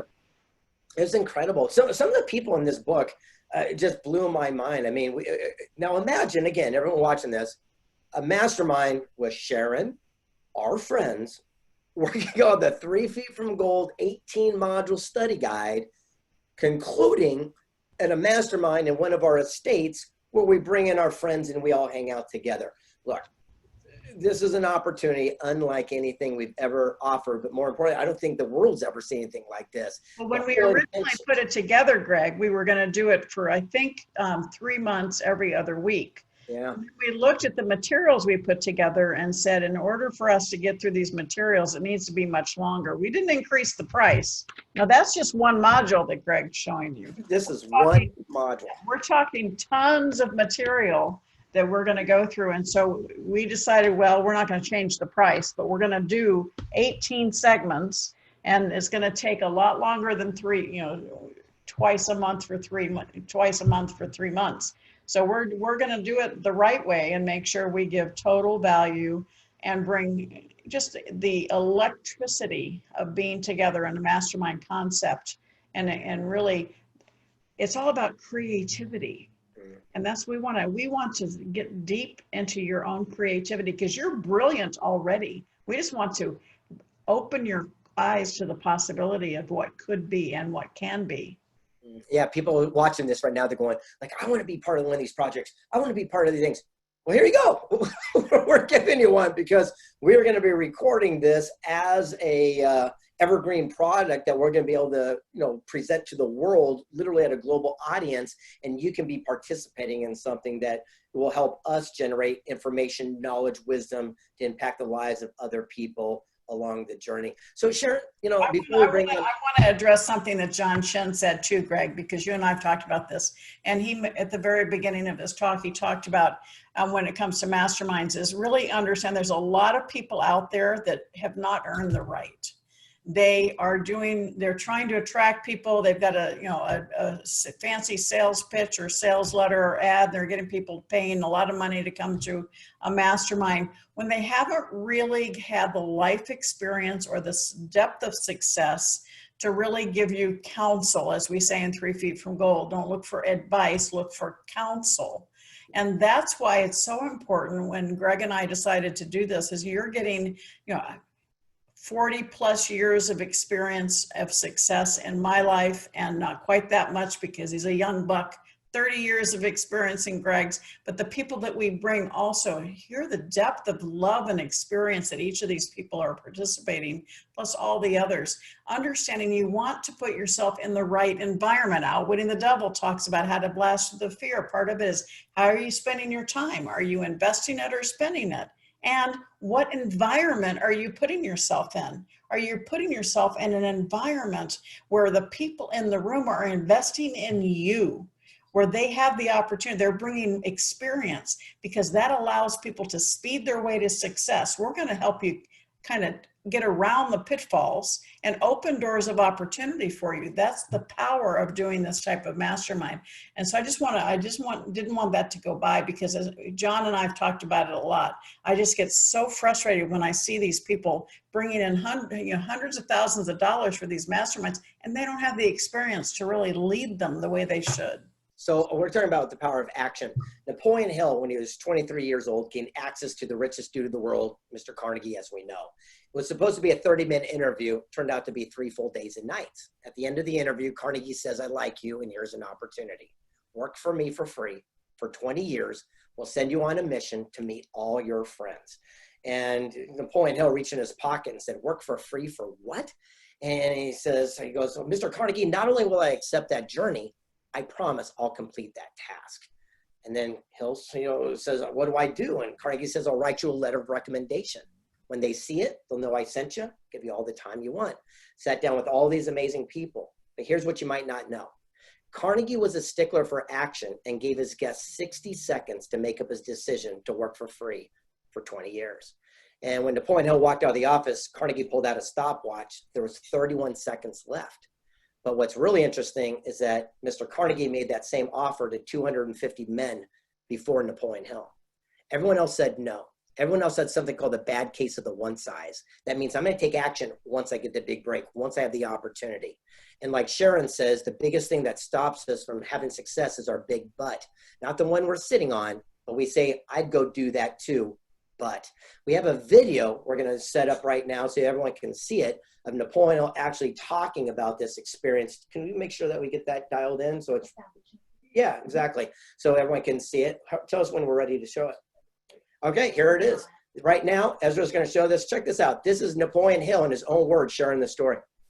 The humble servant of mankind, Dr. Napoleon Hill. Reading my friend. My first assignment was to interview the great Andrew Carnegie, founder of the United States Steel Corporation. Mr. Carnegie at that time was the richest man in the world. He said the world needs a new philosophy based upon the know-how of men like myself, who have learned the rules of success the hard way by the trial and error method. He said the creator or organizer of such a philosophy will not only build a monument to himself through our time, but he will change the lives of millions of people. He said, "Now I've been talking to you for approximately 3 days about this new philosophy. I've told you all that I know about it. I've told you of its possibilities. And now I wish to ask you a question, and I want you to answer that question with a simple yes or no, but don't answer until you make up your mind which it is. If I commission you to become the author of this success philosophy, give you letters of introduction that will open doors to you you'll have to have opened, are you willing to devote 20 years to research, earning your own way as you go along without any subsidy from me, yes or no?" What would you have said if you had been sitting there in front of that great man who would ask you to go to work for him for 20 years without compensation?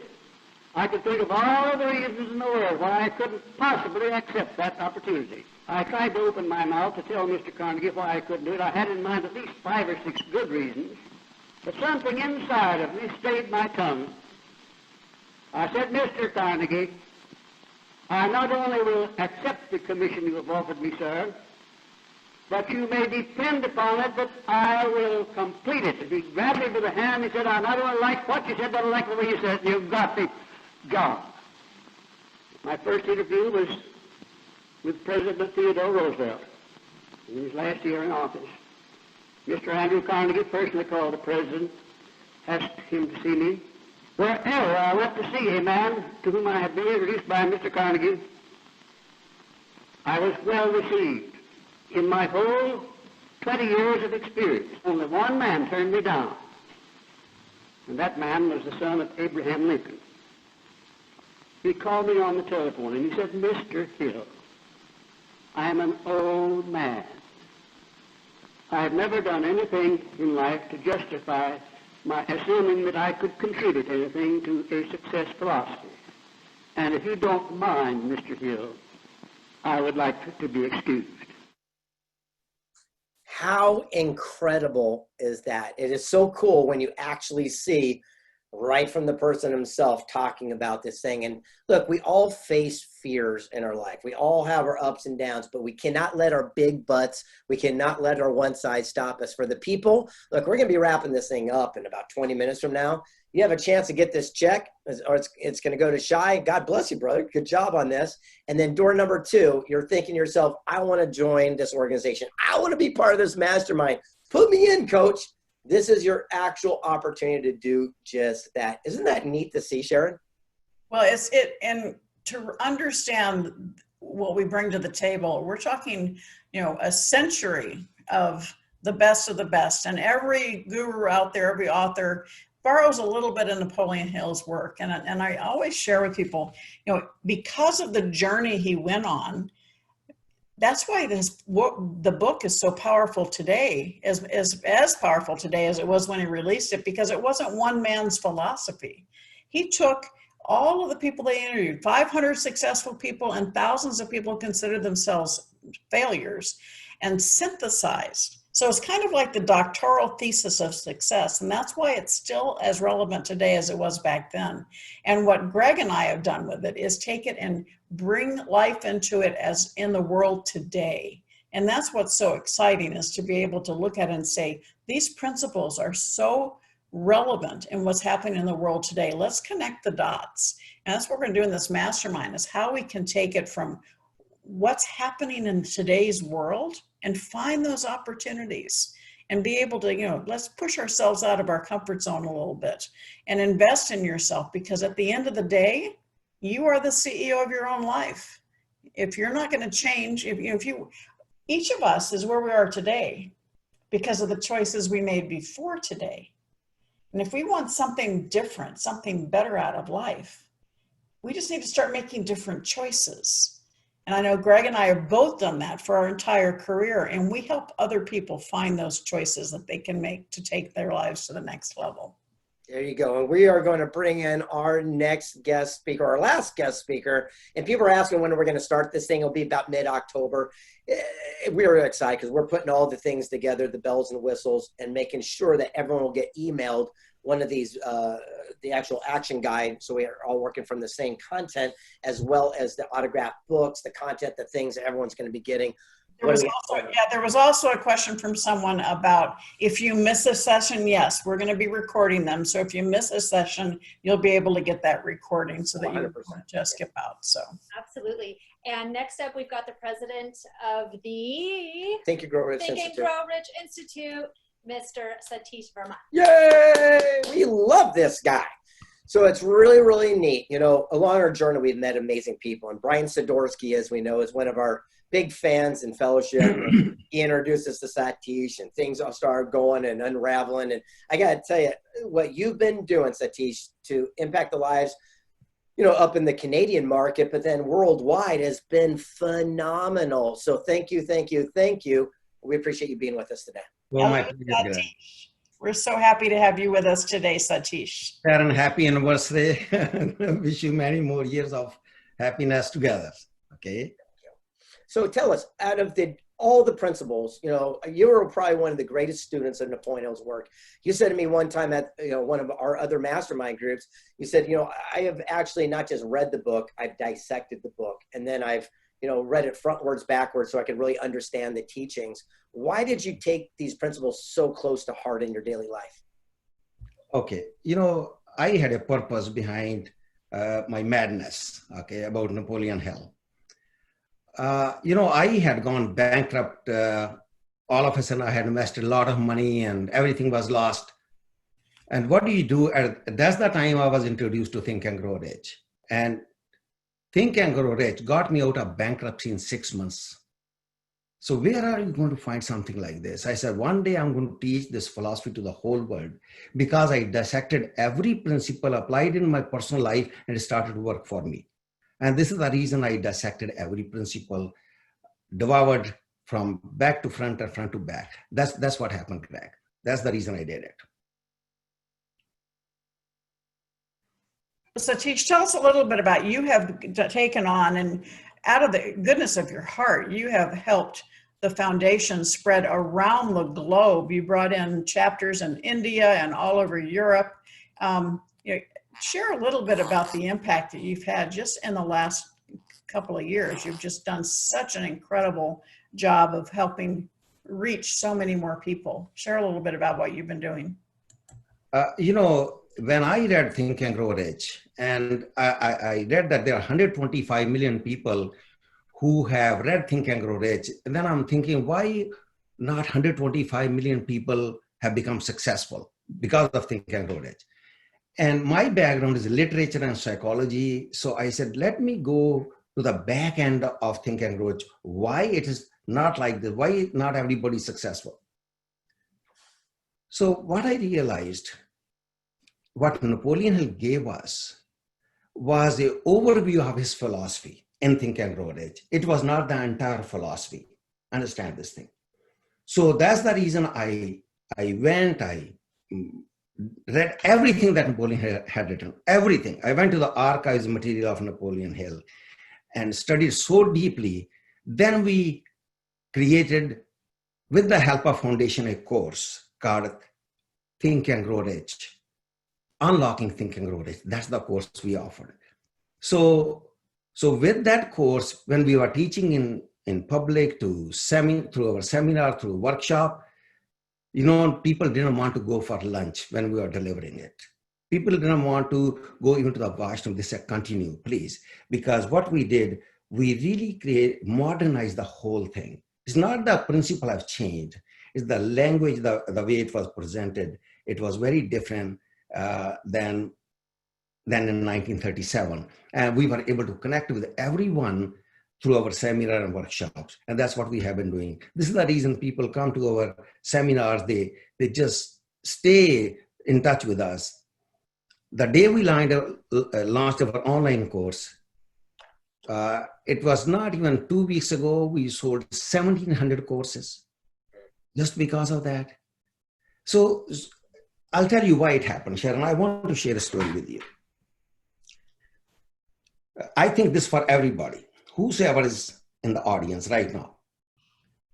Don Green asked me, he says, Satish, there's some archives material from Napoleon Hill, if I like to put some annotations in that material. And I was very honored when he called me. He says, Satish, you can probably do it in a week, 10 days maybe. You have so much knowledge about Think and Grow Rich. And Sharon, I said, yeah, I'll be able to do this. And as I was reading the material, I read a story I want to share with everybody. I think it's very inspiring. It changed my life after reading Think and Grow Rich, for so many years, but that particular story touched my heart and soul. And people will understand from that story why Think and Grow Rich has such a magnetic impact, such a magical impact in this world. So when Napoleon Hill wrote Think and Grow Rich, he was working for President Roosevelt at that time in the White House. The whole country was going through this depression, what we see now. People were unemployed.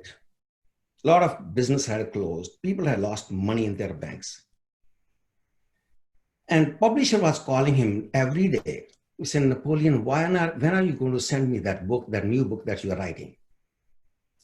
And Napoleon Hill would not send him that manuscript. You know why? You know why he didn't send it? Now listen to this very carefully. He said, I wrote this book under very negative atmosphere around me. Everybody was negative. President's advisor, president himself, and the people I was working with. And that's the time I was typing this whole book. I didn't want to send that book to the publisher. Napoleon Hill went away, retyped the same book word for word without changing a word, with a different mental attitude. And that's the manuscript he sent to the publisher. Look at the power behind this.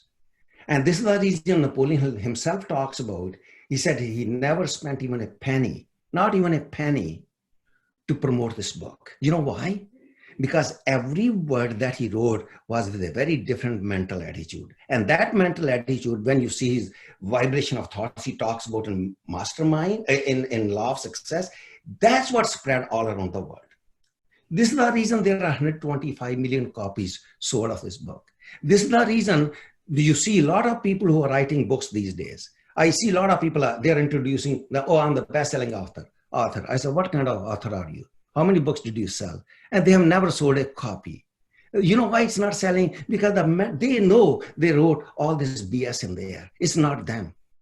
All right. So I said, wait. I guys, this is incredible. I mean, again, as people watching and tuning in, you're seeing the in-depth knowledge and wisdom that you've put behind this work. And what we're going to do when we're done is we're going to send a link to the Institute so you can actually have some more guidance and some more feedback, and we can send some people your way.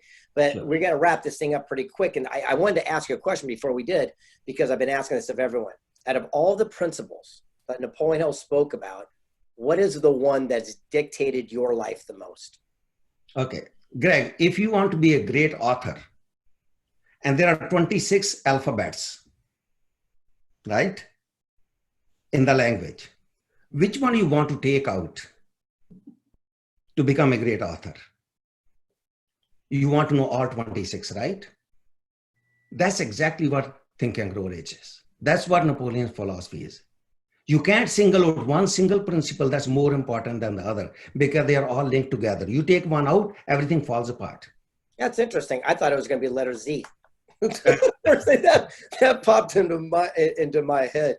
It was interesting because Napoleon Hill and W. Clement Stone actually had a huge debate about this. Sure. And it was really interesting because, if you go back and look at history, Napoleon Hill always said definite major purpose was the #1 principle. And actually, Mr. Stone said absolutely not. It's PMA, positive mental attitude. And they had this debate back and forth until finally they gave in, and Mr. Stone wrote his book, PMA, where Napoleon Hill, co-authored that with it and what's the thing. But this has been one of these conversations that has been debated for quite a bit. So you have a different perspective. You need them all in the right sequence and order.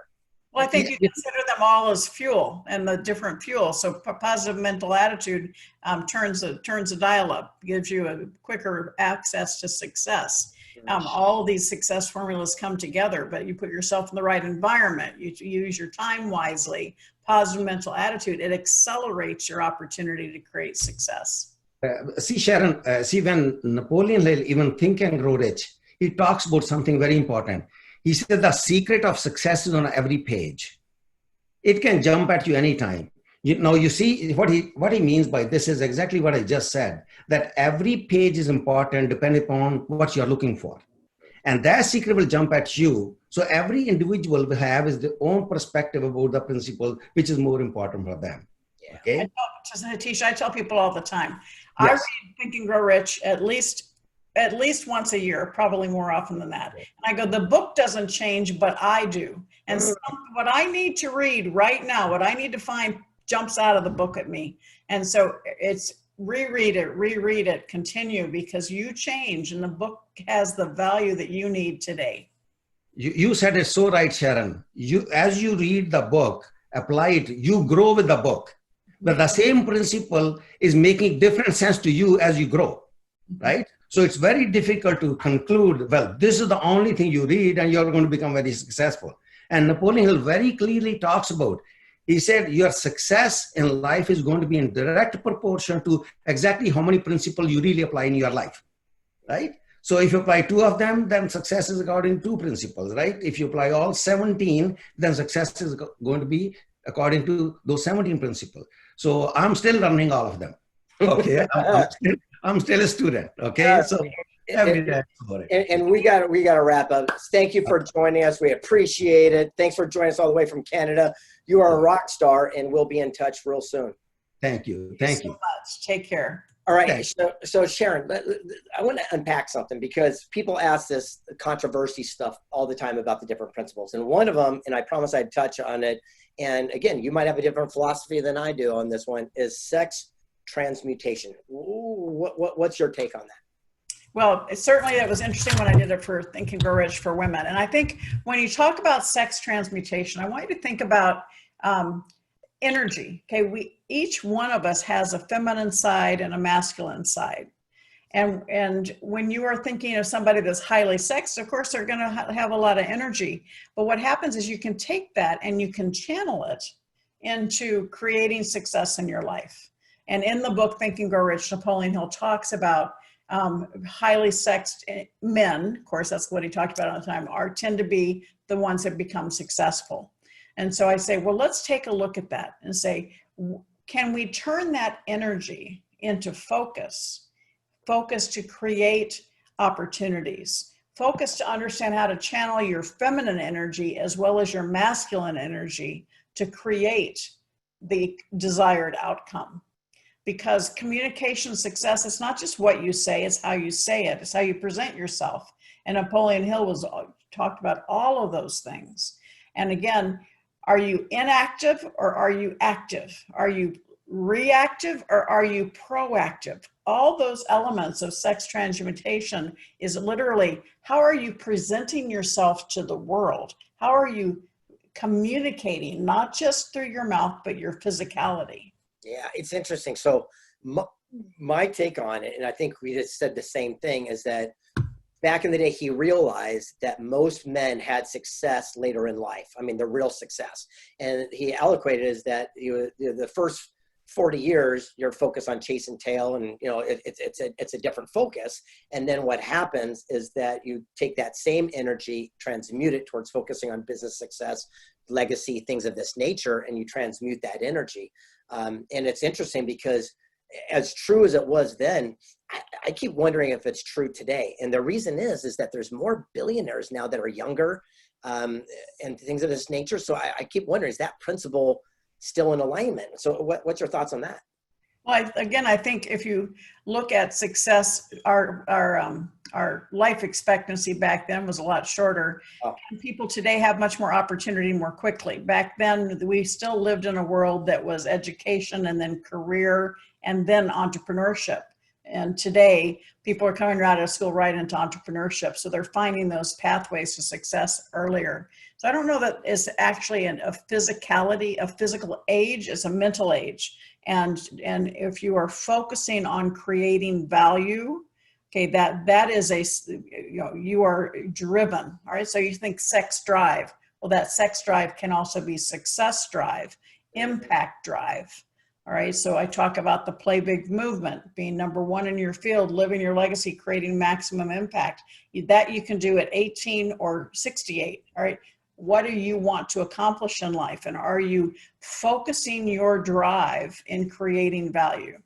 So the biggest chapter in Think and Grow Rich, people don't know, or you might know this, but most people, it's not widely known, is called The 6 Ghosts to Fear. So the biggest chapter of Think and Grow is based on fear. And the fears he wrote about, again, 100 years ago, I don't necessarily agree that that's the modern day fears, but they were true at the time. It was like the fear of loss of love. It was the fear of old age. It was the fear of death, the fear of poverty. You and I have had this debate, Dawn, all of us teach.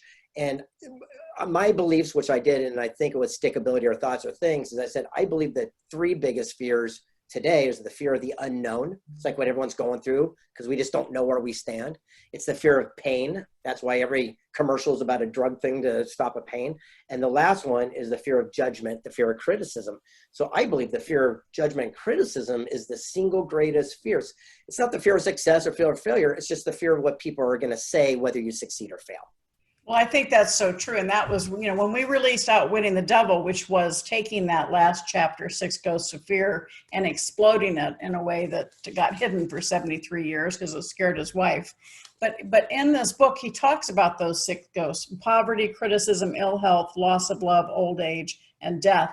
And until 2020, I always talked about that. I thought the most pervasive fear in society today was criticism, FOMO, fear of missing out, wanting to look like you're successful, keep up with the Joneses. And I still think there's an element of that, but I think in 2020, we kind of had a global reset button. And in fact, in this book, it gives me chills, but on page 61 in that interrogation of the devil, he says, which of these 6 fears serves you most often? He's asking the devil.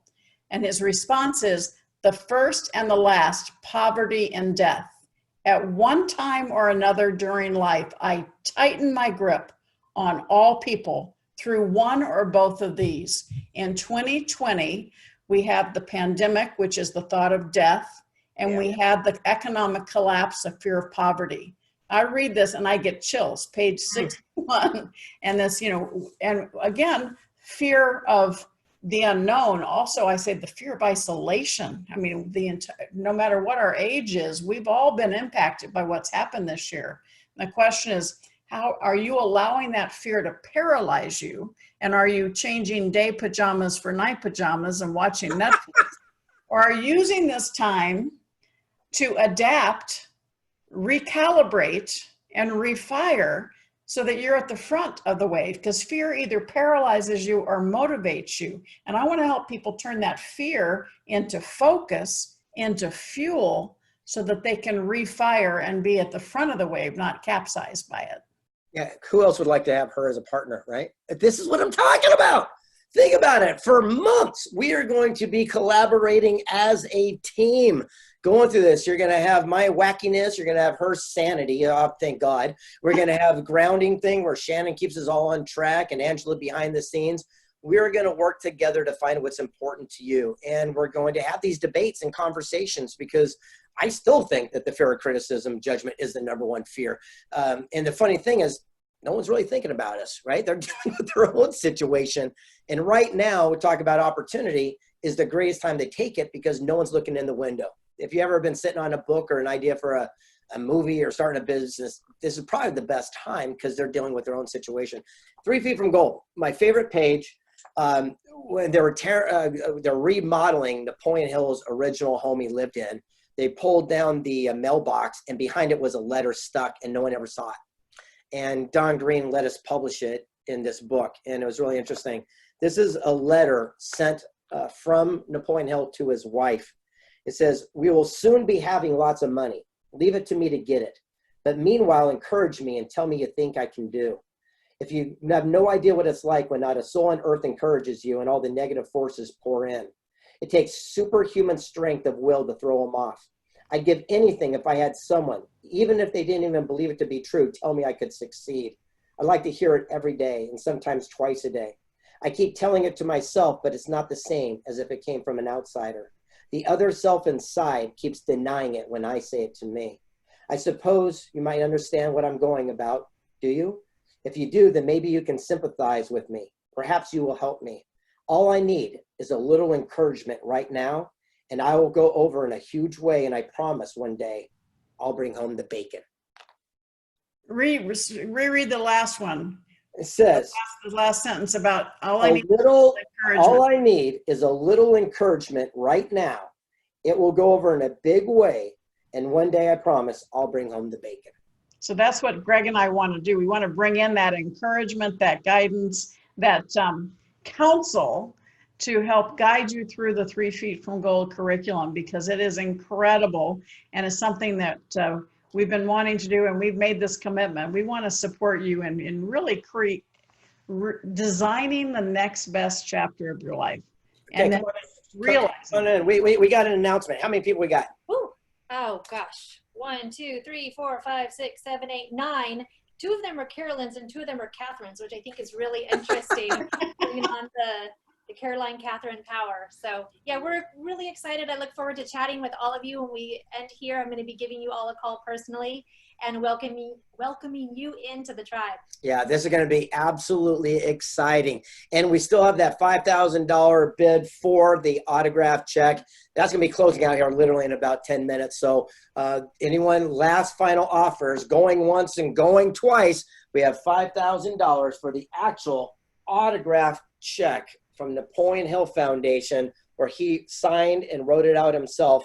Very few of these in existence, let alone, you know, museum quality frame that you can put into your office when people walk in, will be the talking point that you have within your vicinity. Sharon?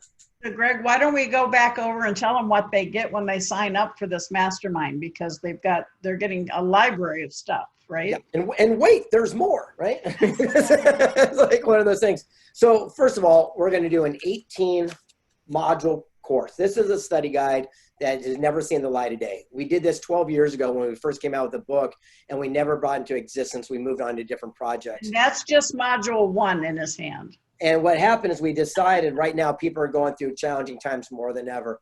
And we wanted to bring this information to walk people through the success equation, to walk people through seeing what is humanly possible. So we decided to bring it out in a huge way. So we're going to do a mastermind for 18 modules where we're going to walk through your experience to find out how we can help, like I said, separate yourself from the 95% who are just dreaming to the top 5% who actually do.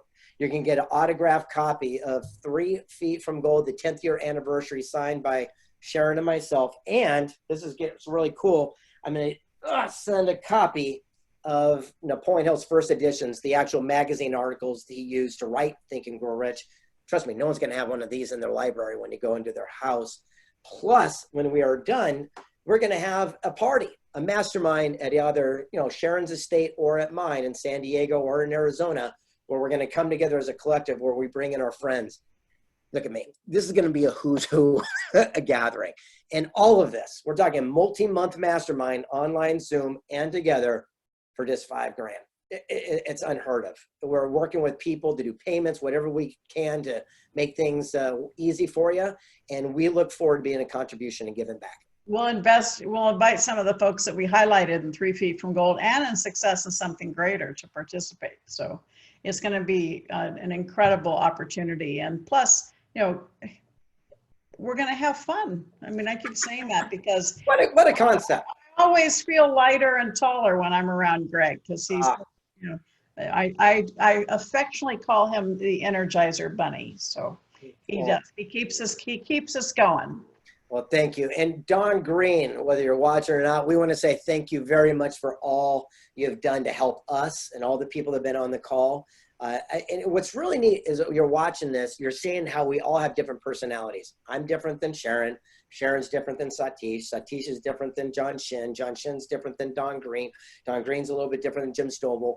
So we all bring a little something different, a different element, like a molecule, to come together to make a collective. And I think that's why the synergy is going forward so strongly right now, because everyone brings a little piece to, to spark the memory of Napoleon Hill. Absolutely. And we've had some questions come through about payment plans. Just reach out to Shannon at gregreid.com if you have questions. But we want, we're going to give you a bonus if you make that decision today, because let's talk about the personal success equation. It starts with your P plus T, your passion plus your talent. All right, passion could be love what you do what you love. Or for me, my passion was anger. I was mad we weren't teaching kids about money in school. And your talent, well, my talent, I have my accounting background and lots of publishing experience. And most of us stop there. The vast majority of us think we have to do everything on our own. But true success, as Greg and I reveal in 3 Feet from Gold, is through that power of association. Every bit of my success in my life has come through aligning with other people, aligning with the right people, building something that attracts others to come want to align with me. Okay, passion plus talent times that power of association. And then there's another times A called action. How many times do we know what we're supposed to do? We just don't do it. Many of you right now that are watching are going to say, well, yeah, that sounds like kind of fun. I'll think about it. Okay, how many times have you thought about something and then forgot about it? So take action. We're going to, if it's not what you want, we're not going to hold you to it. But talk to Shannon. Let's take that next step. Take action, or at least reach out and find out more. Yes, we will create payment plans to support those of you that want to be part of this. And then the last piece, which we really added right at the end, was passion plus talent times association times action plus F for faith. Having faith in yourself, having faith in what you're doing, having faith that it's needed and necessary, and really having faith that you'll succeed. And it's that power of association and faith that most of us need work on. But you know what? When you have the right people around you, they elevate that confidence. They help you stand taller. They help you feel better. That's how I feel when I'm around Greg. It makes me feel better. All right. And so we want all of you to elevate your confidence, elevate your powers of association by joining us in this opportunity, because we've talked about it.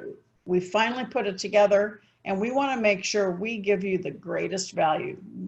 a ton more value than what it's going to cost you. But most of all, we want to give you these gifts to help you get started on the fast track. And you do that by finding the right associations and having confidence in yourself. But most of all, taking action. It's so funny. The law of attraction, it's the action behind the attraction that makes our dreams come true. You got to think it, you got to feel it, but ultimately you got to get off your backside. You got to take action and you got to do it. And I know we're going to be wrapping up, so I want to say thank you very much to Ezra for helping us in the back, producing. I want to say thanks to Angela. Say thanks, obviously, to Shannon Parsons for contributing, to Don Green, to all of our speakers. Sharon, it's been a pleasure. What a ride. It's been a great. And I love you, dear friend. And you know what? We're going to have fun. We're going to have tons of fun. And this is the time to start recognizing those opportunities that are right out in front of us, because they are. And the issue is don't let them pass you by. So many times, because we're fearful, we wear blinders. All right. And we want to blast those blinders off of your face so that you can see those opportunities that are right there ready for you to seize and have that confidence to do it. So we invite you to be with us. And again, make sure you write it down, Shannon@gregreid.com. Anybody with questions for me, info@SharonLechter.com. We want to support you in joining us and really let's take this journey together. Yes. And be selfish. Start taking care of yourself. Look, trust me, if you're watching this right now, it's time to draw a line in the sand. And you step across and say, it's my turn. I love you, family. I love you, friends. I've been taking care of you, but now I'm going to start taking care of me. We want to be that group, that tribe that you vibe with to make you see what is possible, but draw a line in the sand. You step across and say, it's my turn. I've got that idea for a book, a business, an entrepreneurial spirit. I will not take it to my grave. And just like Napoleon Hill said, our greatest success will always come just one step beyond our greatest setback. So if you want to say die and throw in the towel, that's when you kick it in the most. You truly have greatness in you. Never give up, never surrender. You literally could be 3 feet from gold. Love you guys. Please join us. Can't wait to see this get kicked off, and I can't wait to have the opportunity to spend more time with you, Greg. You are fantastic. I'll see you later. Bye, everybody. Bye, everybody.